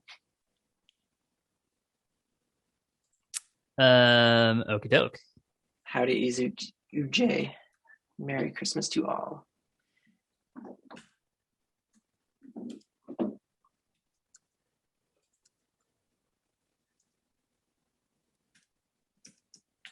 Let's reload. Always reload when you create a new directory. Oh, Always be reloading. ABR, the classic. Yes. So let's say so reverse out the window. Yeah, reverse goes out the window. It might be a 2-line change, right? Are we checking anything for greater? What's our Oh best yeah, suffix? you're right. We're just getting the earliest thing, right? Yeah, it's the first one in the direction that we're aiming. So run it again.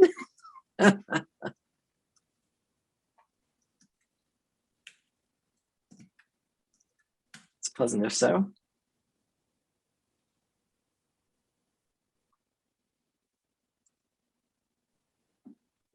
Oh, non-release, but yeah. Oh, it is non-release. Yeah, that's going to take a while. I found that Rust release builds in general, at least for these advent of code type problems. Oh, that was really quick. That was immediate. I mean, it's a lot of ones. Yeah, it's a lot of ones. That's what we were thinking, right? Mm-hmm. My gosh. Yeah. /life. You are vindicated. Feels good, All right? Well,